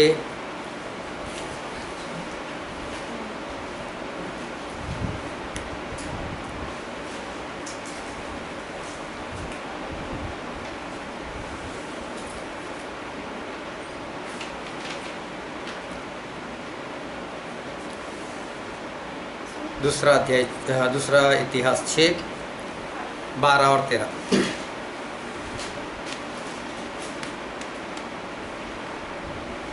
तब वो इस्राएल की सारी सभा के देखते यहोवा की वेदी के सामने खड़ा हुआ और अपने हाथ फैलाए। सुलेमान ने 5 हाथ लंबी 5 हाथ चौड़ी और 3 हाथ ऊंची पीतल की एक चौकी बनाकर आंगन के बीच रखवाई थी। उसी पर खड़े होकर उसने सारे इस्राएल की सभा के सामने घुटने टेक कर स्वर्ग की ओर हाथ फैलाए हुए कहा। हाँ देखो, घुटने टिकाकर स्वर्ग की ओर हाथ फैलाकर उन्होंने प्रार्थना की। अभी ऐसा नहीं कि पुराने नियम वाले ऐसा करते थे, नए नियम वाले भी ऐसा करते हैं। पढ़ो इफिसी 3:16।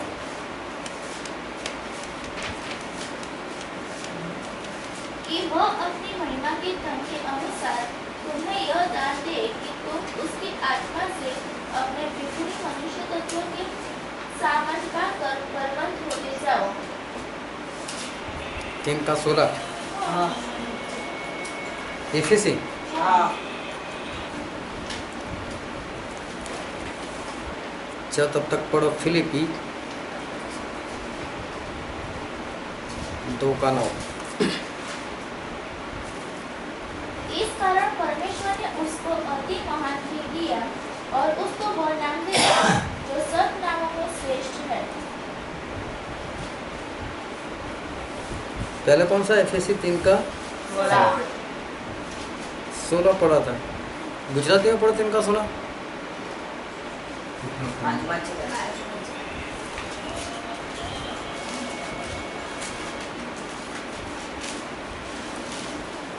एफएसी 3:16।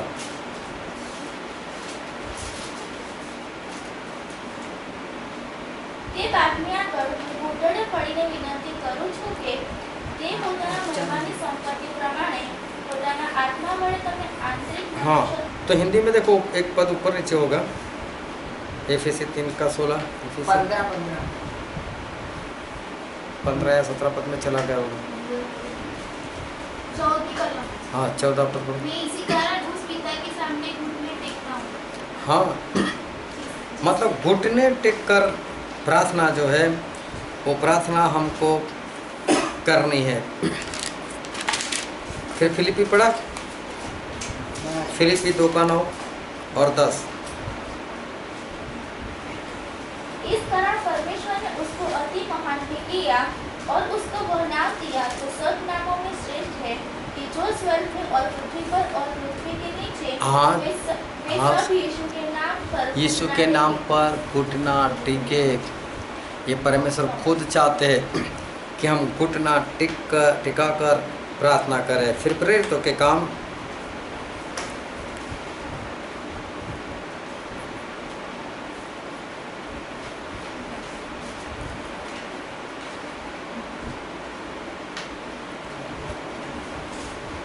प्रेरितों के काम उसका 7वां अध्याय और पद 60।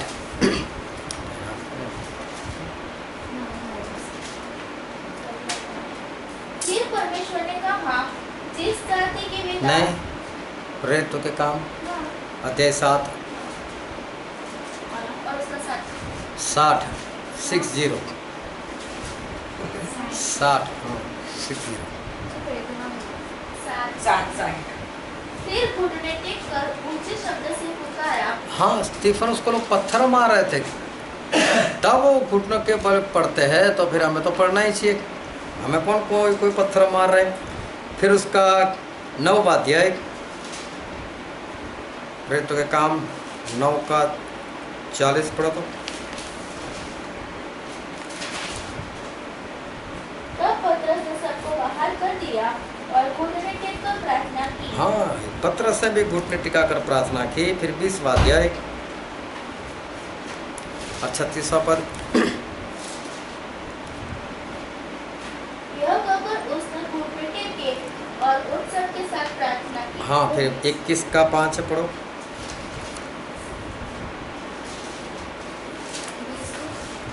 20 का 36। समय दिन पूरे हो गए तो हम वहां से चल दिए और सब स्त्रियों और बालकों समेत हमें नगर के बाहर तक पहुंचाया और हमने किनारे पर घुटने टेककर प्रार्थना की। हाँ, देखो सभी जगह पर घुटने टिकाकर प्रार्थना करनी है। तो परमेश्वर के पास हमें प्रार्थना के लिए जाना है, तो सबसे पहले इतना याद रखो कि हमें अंदर से शुद्ध होना है। पहले तो बाहर से हमारी शुद्धता को दिखाना है कि परमेश्वर के लिए जैसे वैसे प्रार्थना ना करो। मैंने बड़े बड़े सेवकों को जब मैं प्रार्थना करते हुए देखता हूँ, किसी के भी घर जाते तो सोफा पर बैठे तो वहीं पर प्रार्थना शुरू, बेड के ऊपर बैठे तो वहीं प्रार्थना शुरू। नहीं, कभी भी प्रार्थना करो तो घुटनों के बल आओ, घुटनों के बल खड़े रहो, अपने सर को झुकाओ और दोनों हाथ खड़े करते हुए आप इस तरह से प्रार्थना करो जिस तरह से सुलेमान जो है वो इतने ज्ञानी होकर इस तरह से प्रार्थना करते हैं। और परमेश्वर भी बोलते हैं कि उन्होंने यीशु मसीह को इतना बड़ा नाम दिया कि लोग उनके नाम से घुटने टिके। और फिर पहले कुरिन्थी में लिखा है, पहला कुरिन्थी उसका 6 अध्याय और 20 पद। क्योंकि दाम देकर मोल लिए गए हो, इसलिए अपने देह के द्वारा परमेश्वर की महिमा करो। हाँ, अपने देह के द्वारा, शरीर के द्वारा परमेश्वर की महिमा करो। ऐसा नहीं कि मेरे घुटने दर्द कर रहे, हाथ उठाने में मैं थक जाता हूँ, ये है वो है। इतने दिनों में आपने देखा होगा कि हम लोग हर रोज़ इस तरह से प्रार्थना करते तो कैपेसिटी बढ़ गई नहीं उसकी। पहले ऐसा लगता था कि नहीं होता है, अभी कैसे होने लगा।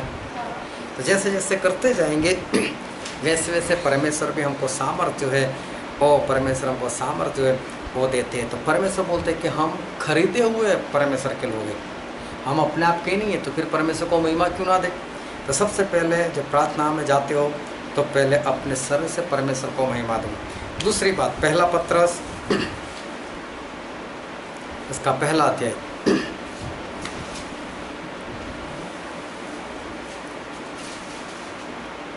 और इसका 15 और 16 पद है। पर जैसा तुम्हारे बुलाने वाला पवित्र है, वैसे ही तुम भी अपने सारे चाल चलन में पवित्र बनो। अपने सारे चाल चलन में कैसे बनो? पवित्र बनो। फिर आगे क्या लिखा है? क्योंकि लिखा है, पवित्र बनो क्योंकि मैं पवित्र हूँ। हाँ, परमेश्वर हमसे चाहते हैं कि हम पवित्र बने। पवित्र का मतलब होता है आज्ञाकारी करो। और पहले जो लोगों की प्रार्थना हमने देखी, वरदान वाली प्रार्थना देखी, भीड़ वाली प्रार्थना देखी, वहाँ पर वो लोग पवित्र होकर नहीं प्रार्थना कर रहे। लेकिन हम तो परमेश्वर से प्रार्थना करते हैं। प्रभु से ऐसी प्रार्थना सिखाई कि तुम्हारा मतलब आपका नाम पाक माना जाए, तुम्हारा नाम पवित्र मनाओ। मतलब हमें परमेश्वर का नाम पवित्र मनाना है। तो प्रार्थना में हमें प्रभु यीशु का नाम पवित्र मनाना है। तो पहले शरीर से, फिर परमेश्वर बोलते हैं कि अपने आप को जैसा मैं पवित्र हूँ वैसा पवित्र करो। तो प्रार्थना में जाने से पहले अपना चाल चलन जो है वो सुधारो। ऐसे वैसे जाकर प्रार्थना ना करो, ऐसे वैसे जाकर प्रार्थना हमें नहीं करनी है। हमें परमेश्वर के समान बनना है, हमें पवित्र बनना है, हमें पापों के क्षमा पाना है। फिर हमें परमेश्वर के पास प्रार्थना करने के लिए जाना है। तो प्रभु ने शब्द नहीं सिखाए कि ऐसी प्रार्थना करो कि तुम्हारा नाम पाक माना जाए, लेकिन किस तरह से हमें प्रार्थना करनी है। हमें परमेश्वर का नाम पवित्र बनाना है। तो पवित्र बनाने के लिए हमें आज्ञाकारी में जाना है, हमें घुटनों के बल आना है, घुटनों के ऊपर खड़े रहकर, सर को झुकाकर, हाथों को उठाकर हमें प्रार्थना करनी है, क्योंकि हमारे परमेश्वर ने हमें खरीदा है। फिर वचन संहिता में लिखा है, वचन संहिता उसका 29:29 और दूसरा पद यहोवा के नाम 29 का 2। यहोवा के नाम की महिमा करो, पवित्रता से शोभायमान होकर यहोवा को दंडवत करो। हाँ, पवित्रता से शोभायमान होकर परमेश्वर को दंडवत करो। मतलब ऐसे ही घुटनों के बल आने से कोई फायदा नहीं। पवित्र बनकर, पापों की क्षमा पाकर, प्रभु के लहू शुद्ध होकर फिर परमेश्वर को दंडवत जो है वो करो। फिर वचन संहिता ही उसका 96 96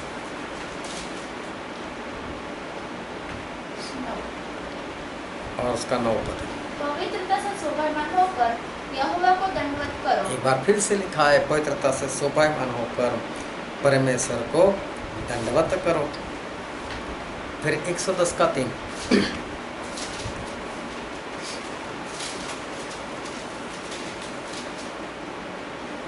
तेरी प्रजा के लोग तेरे पराक्रम के दिन स्वेच्छा बलि बनते हैं। तेरे जवान लोग पवित्रता से शोभायमान और भोर के गर्भ से जन्मी हुई ओस के समान तेरे पास है। हाँ, परमेश्वर के पास कैसे जाना? पवित्रता से शोभायमान होकर, मतलब पवित्र हो और परमेश्वर के पास हमको पवित्र बनकर परमेश्वर के पास जाना है। फिर दानियेल की पुस्तक में लिखा है, बस वही सभी में एक ही बात है, 110 का 3 कि पवित्रता से शोभायमान होकर हमें परमेश्वर के पास जाना है। फिर दानियेल उसका 9वां अध्याय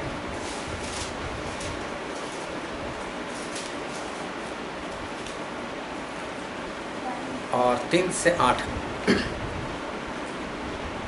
तब मैं अपना मुंह प्रभु परमेश्वर की ओर करके गिड़गिड़ाहट के साथ प्रार्थना करने लगा। अभी देखो, दानियेल प्रार्थना कर रहे थे।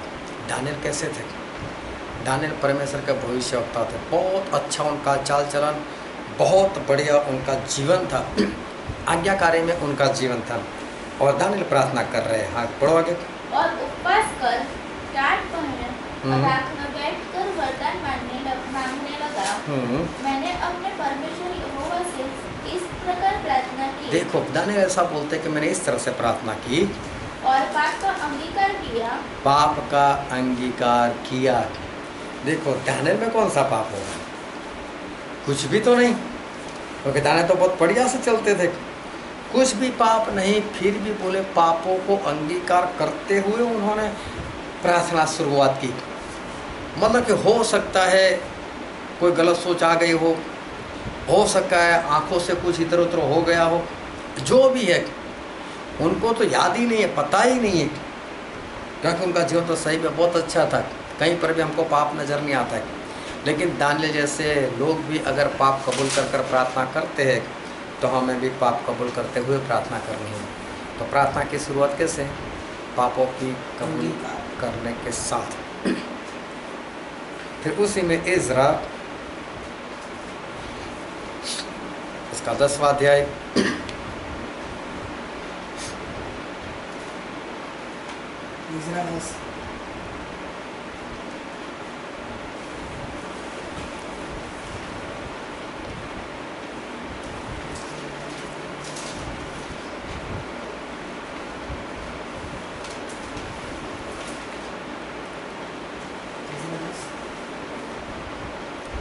इज़रा 10वां अध्याय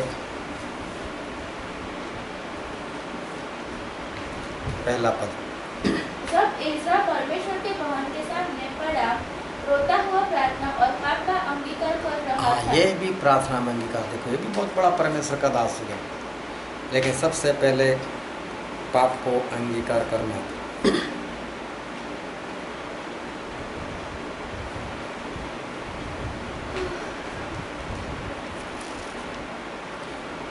हम वो सीख रहे हैं कि परमेश्वर का नाम पाक माना जाए, तो वो पाक पवित्र हमें ही मनाना है कि परमेश्वर का नाम पवित्र माना जाए, तो वो नाम हमको ही पवित्र मनाना है।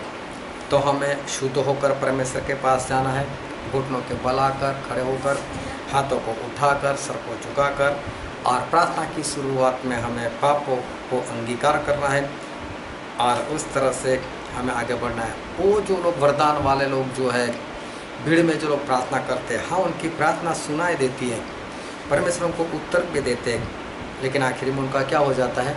नाश हो जाता है। अगर हम नहीं चाहते कि हमारा नाश भी हो, तो हमें क्या करना है कि परमेश्वर का नाम हमें पवित्र मनाना है।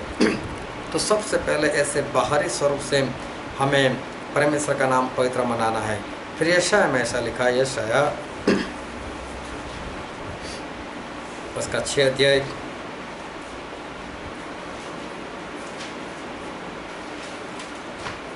और उसका 2 पद।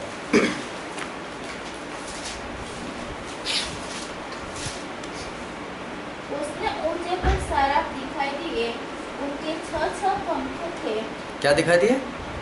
साराप, साराफ, दो पंखों करूब। दो पंखों से वे अपने मुंह को ढांपे थे और 2 से अपने पांवों को और 2 से उड़ रहे थे। हाँ, अभी देखो यहाँ पर स्वर्गदूत थे, सराफ, उनकी 6 पंखें थी और सामने उनके सामने परमेश्वर बैठे थे। तो 2 पंखों से वो लोग क्या करते थे मालूम? अपना मुंह ढांप देते थे और 2 पंखों से अपने पैर को ढांप देते थे। मतलब परमेश्वर क्या कहना चाहते हैं मालूम है? कि जब हम परमेश्वर के सामने जाए ना, तो परमेश्वर इतने पवित्र है कि हम जैसे वैसे परमेश्वर के सामने ना बैठे। ये लोग अपना मुंह इसलिए ढांप देते हैं कि वो ये कहना चाहते हैं कि परमेश्वर हम हमारा मुंह आपको नहीं दिखा सकते। दूसरी बात वो ये कह रहे हैं कि पैरों को ढांप करके परमेश्वर हम अपने पैर भी आपको नहीं दिखा सकते, हम तो ऐसे लोग हैं। जबकि है वो पवित्र, लेकिन परमेश्वर इतने पवित्र है, इसलिए वो 2 पंखों से अपना मुंह और 2 पंखों से अपने पैर को ढांप कर फिर परमेश्वर के सामने जाते। तो हमें कितना शुद्ध होकर हमारे परमेश्वर के सामने हमें जाना चाहिए।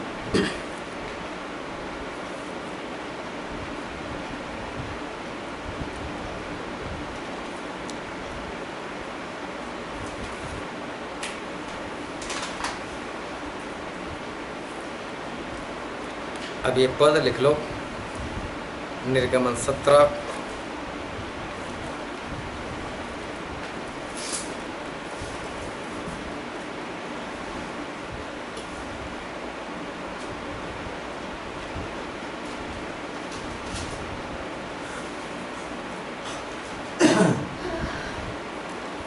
निर्गमन 17 5 और 6 पद।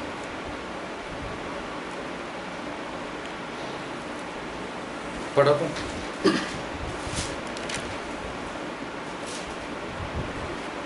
यहोवा ने मूसा से कहा, इस्राएल के वृद्ध लोगों में से मुझको अपने साथ ले ले और जिस लाठी से तूने नील नदी पर मारा था उसे अपने हाथ में लेकर लोगों के आगे बढ़ चल। देख, मैं तेरे आगे चलकर होरेब पहाड़ की एक चट्टान पर खड़ा रहूंगा और तू उस चट्टान पर मारना, तब उसमें से पानी निकलेगा जिससे ये लोग पानी पिए। हाँ, अभी देखो यहाँ पर ध्यान से लिख लेना इतनी बातें कि परमेश्वर ने मूसा को ऐसा कहा जब पानी नहीं था, तो कि मूसा तू कुछ अगुवे बड़े लोग जो अगुवे हैं उनको लेकर जाओ उस चट्टान के पास और बोले जाकर उस चट्टान को एक लाठी मारना, तो बोले पानी निकलेगा। अगुवे को लेकर जा, एक लाठी मार, पानी निकलेगा, और पानी निकला भी। और परमेश्वर ने बोला कि मैं वहाँ पर सामने मैं खड़ा होऊंगा, तो पानी निकला भी सही। उसके बाद क्या हुआ, आगे चलते चलते एक बार फिर से ऐसा हुआ कि इज़राइल लोगों के पास पानी नहीं था। इज़राइल लोगों ने पानी मांगा, तो मूसा ने परमेश्वर से प्रार्थना की और तब परमेश्वर ने एक बात बताई। और अभी पद लिखो, गिनती उसका अध्याय 20।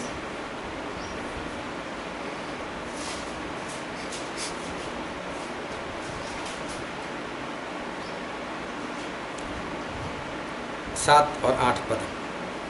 तब यहोवा ने मूसा से कहा, हम्म। उस लाठी को ले और तू अपने भाई हारून समेत मंडली को इकट्ठा करके उनकी देखती उस चट्टान से बातें कर।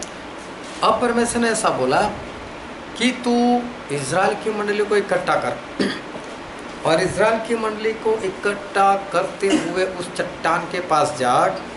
दोनों पद पढ़ लिए। तब वह अपना जल देगी। हम्म। इस प्रकार से तू चट्टान में से उनके लिए जल निकाल कर मंडली के लोगों और उनके पशुओं को पिला। हाँ, अभी परमेश्वर ने क्या बोला कि मूसा तू लाठी ले, मंडली को इकट्ठे कर, मतलब पूरे इज़राइल लोगों को चट्टान के सामने खड़ा कर, और फिर तू उस चट्टान से पानी मांगना, और बोले वो तुझे चट्टान जो है वो तुझे पानी देगा। अभी देखो दोनों में सिचुएशन कैसी कैसी है। जो निर्गमन 17:5-6 पद पढ़ा वो, और निर्गमन 20 और 7-8 पद पढ़ा उसमें, दोनों में सिचुएशन समान है। दोनों में इज़राइल लोगों को प्यास लगी है।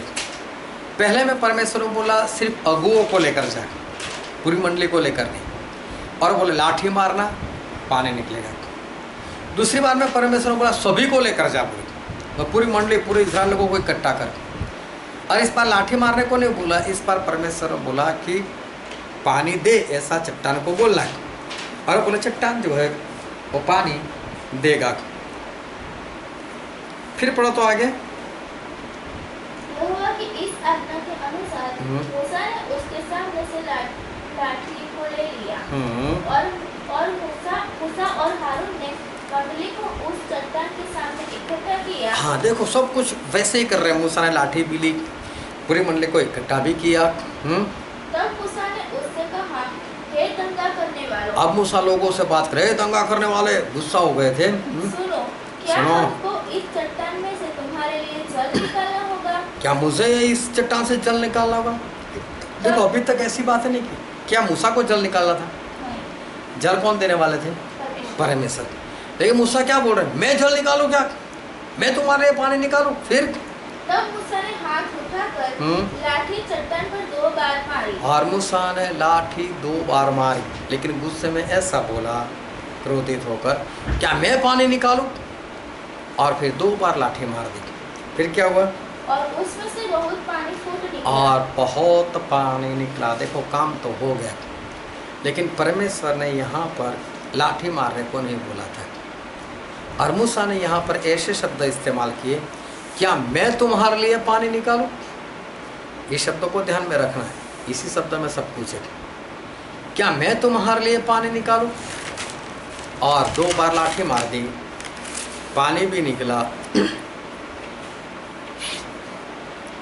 लोगों ने पानी बहुत पिया, लेकिन उसके बाद वहाँ पर परमेश्वर आए, और परमेश्वर ने आके जो बात की वो हमारे इस पॉइंट की मेन बात है। और आप पढ़ते हैं उसका 12वां पद। परंतु मूसा और हारून ने यहोवा से कहा, तूने नहीं, बराबर पढ़ो। निर्गमन 17:12। गिनती 20 का 12। नहीं पढ़ा नहीं सही, ऐसा बोलता हूँ। पढ़ो पढ़ो। परंतु मूसा और हारून ने यहोवा से कहा, नहीं, परंतु मूसा और हारून से यहोवा ने हाँ कहा, वो पढ़ो। मूसा और हारून से यहोवा ने कहा, इन लोगों ने नहीं कहा। मूसा और हारून से यहोवा ने ऐसा कहा, तुमने जो मुझ पर विश्वास नहीं किया, तुम लोगों ने जो मुझ पर विश्वास नहीं किया, और मुझे इस्राएलियों की दृष्टि में पवित्र नहीं ठहराया, और मुझे इज़राइल लोगों की दृष्टि में पवित्र नहीं ठहराया। और परमेश्वर कहते हैं कि आपका नाम पवित्र माना जाए। हमें इस तरह से परमेश्वर के पास जाना है कि परमेश्वर का नाम पवित्र माना जाए। और इस जगह पर परमेश्वर ने सामने से बोला कि तुम लोगों ने मुझे पवित्र नहीं ठहराया, इसलिए क्या होगा? इसलिए तुम इस मंडली को उस देश में पहुंचाने न पाओगे। इसलिए तुम इस मंडली को वचन के देश में नहीं पहुंचा पाओगे। अब बहुत ध्यान से समझना इसको।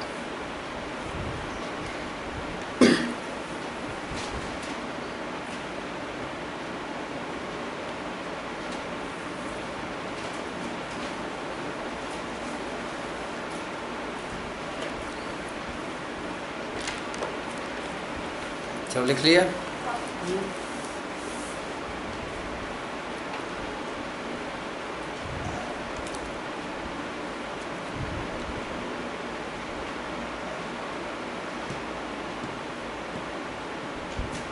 देखो यहाँ पर घटना क्या हुई थी। परमेश्वर ने ऐसा बोला था चट्टान से पानी मांगना, वो भी पूरे इज़राइल लोगों को इकट्ठा करने के बाद, और तू मांगेगा पानी और पानी देगा। अभी मूसा ने गुस्से में आकर उसने लोगों को तो इकट्ठा कर लिया, लेकिन ऐसा शब्द बोला, हे दंगा करने वालों, क्या मैं पानी निकालूं? और फिर 2 बार लाठी मारी और पानी निकला। अभी हुआ क्या मालूम है कि मूसा ने ऐसा बोला, क्या मैं पानी निकालूं? और फिर 2 बार लाठी मारी और पानी निकला। तो पूरे इज़राइल लोगों को क्या लगा?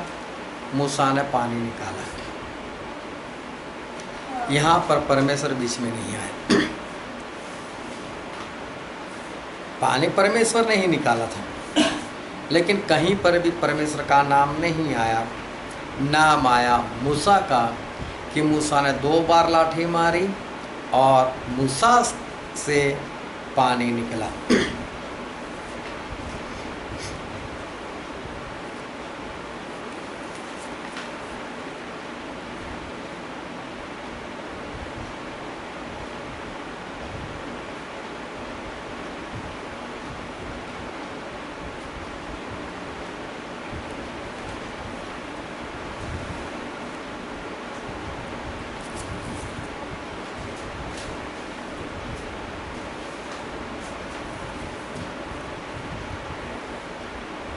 परमेश्वर पीछे रह गए और मूसा का नाम ऊपर आ गया।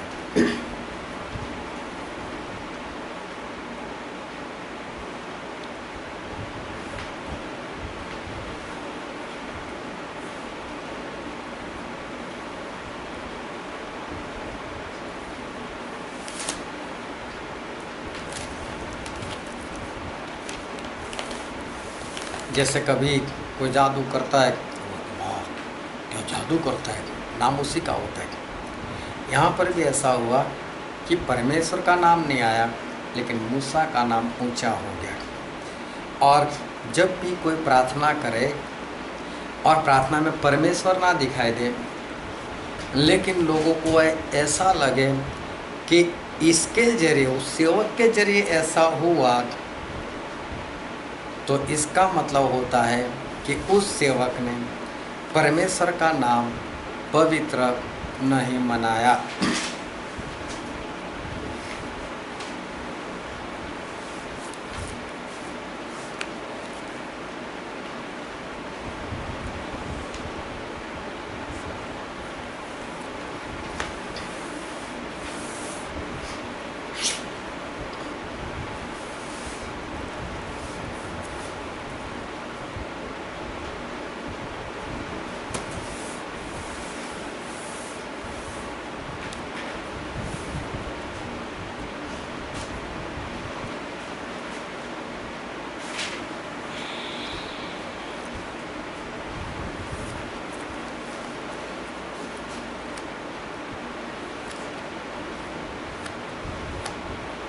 अगर मूसा ने पानी मांगा होता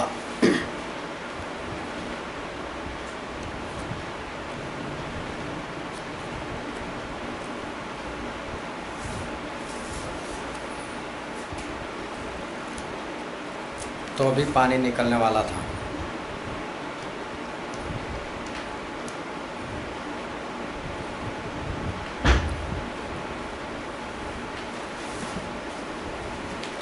क्योंकि परमेश्वर ने तो मांगने को ही कहा था।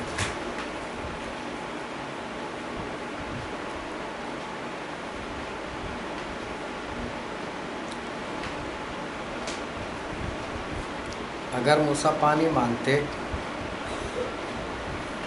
और पानी निकलता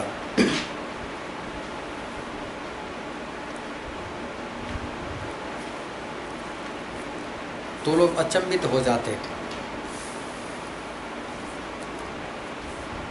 और लोग मूसा से पूछते हैं, मूसा पानी मांगा और चट्टान ने सुन लिया और चट्टान ने पानी दिया? सभी लोगों के अंदर सवाल होता है, मूसा ऐसे कैसे हो गया? ये लोग प्यास भूल जाते, लेकिन ये लोग पूछते हैं कि मूसा ऐसे कैसे हो गया?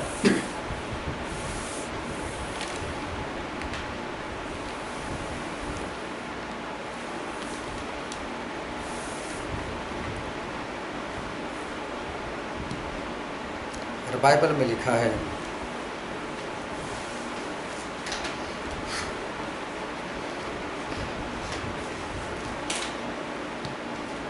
पहला कुरिन्थी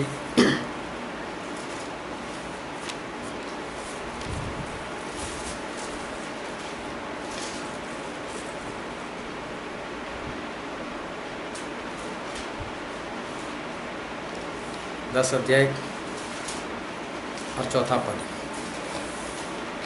और सब ने एक ही आत्मिक जल पिया, क्योंकि वे उस आत्मिक चट्टान से पीते थे जो उनके साथ साथ चलती थी, और वह चट्टान मसीह था। हाँ, वो चट्टान कौन था? मसीह। प्रभु यीशु खुद थे। देखो परमेश्वर ने क्यों बोला था कि मूसा तू पानी मांगना, क्योंकि वो चट्टान, वो पहाड़ प्रभु यीशु खुद थे वहाँ पर।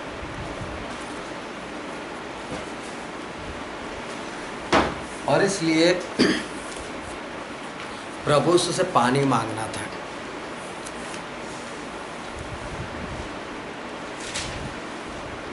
और जब सब सवाल करते कि मूसा मांगने से कैसे पानी मिला, तो मूसा बोल सकते थे कि ये जो चट्टान है ना, वो चट्टान नहीं है, वो हमारे परमेश्वर है। तो सभी लोग वहाँ पर झुक जाते और तब लोगों को पता चलता है, अच्छा परमेश्वर ने पानी दिया, तो परमेश्वर का नाम होता।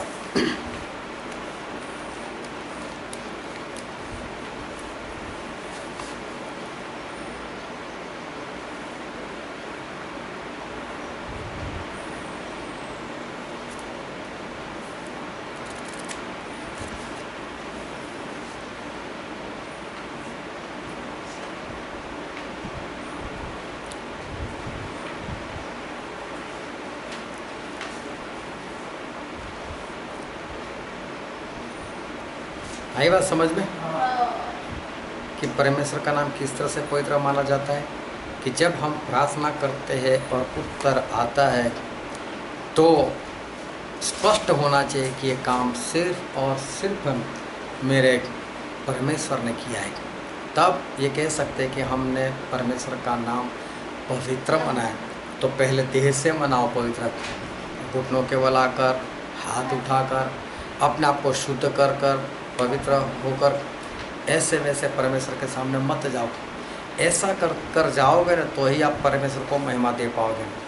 जब भी आपकी प्रार्थना के जरिए किसी को चंगाई मिले, किसी का काम हो जाए, तो आप बोल सकते हो कि मैंने प्रार्थना की, ऐसे नहीं, लेकिन आप बोल सकोगे कि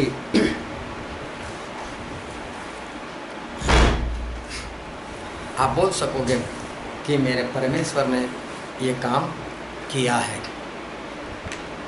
आजकल क्या होता है, सब सेवक लोग, कोई तेल बेचता है, कोई पानी बेचता है, कोई कपड़ा देता है, कोई पेन देता है। बच्चों के लिए 5 पेन लेकर आए, 5 सब्जेक्ट में परीक्षा दी, पास हो गया। बोले कैसे पास हो गया? बोले इनकी पेन लेकर आए थे ना, इसके लिए। प्रभु स्वाए बीच में, तो परमेश्वर का नाम कैसे पवित्र मनाया जाएगा? और इसको चंगाई मिल गई कैसे? अरे प्रभु आशीषित पानी पिया था ना, इसलिए प्रभु नहीं आए। इसका जख्म मिट गया, बोले कैसे? तो बोले तेल लगाया था ना, इसलिए। ये कहीं पर भी परमेश्वर का नाम नहीं आता। तो जब हम प्रार्थना करते हैं तो प्रार्थना में परमेश्वर का नाम आना चाहिए कि ये काम किसी और ने नहीं, सिर्फ और सिर्फ मेरे परमेश्वर ने किया है। इसको हम कह सकते हैं कि आपका नाम पाक माना जाएगा। मूसा जैसे मूसा से गलती हो गई, 2 बार लाठी मार दी, और 2 बार लाठी मारने के कारण परमेश्वर ने फिर भी अपना काम कर दिया, लेकिन किसी को सवाल नहीं हुआ। क्यों? तो वो कैसा लगा कि मूसा ने पानी निकाला, तो पानी जो है वो मूसा ने निकाला, ऐसा हुआ। इसके कारण परमेश्वर का नाम जो है वो बीच में नहीं आया। हमें इस तरह से प्रार्थना करनी है कि हम लोगों को बता सके कि ये काम सिर्फ और सिर्फ परमेश्वर ने किया है। ना पानी, ना कपड़ा, ना तेल, ना ये, ना वो। और ऐसा आप तभी कर पाओगे जब खुद पवित्र होकर परमेश्वर के पास जाकर प्रार्थना करोगे। तो प्रभु से प्रार्थना सिखाई कि आपका नाम पाक माना जाए, तुम्हारा नाम पवित्र मनाओ। तो पवित्र नाम हमें मनाना है, हमें परमेश्वर का नाम पवित्र करना है। तो परमेश्वर ने शब्द नहीं सिखाए कि ऐसी प्रार्थना करना, लेकिन प्रार्थना इस तरह से हमें प्रार्थना में बढ़ना है कि परमेश्वर का नाम पाक माना जाए। आगे समझ में बात।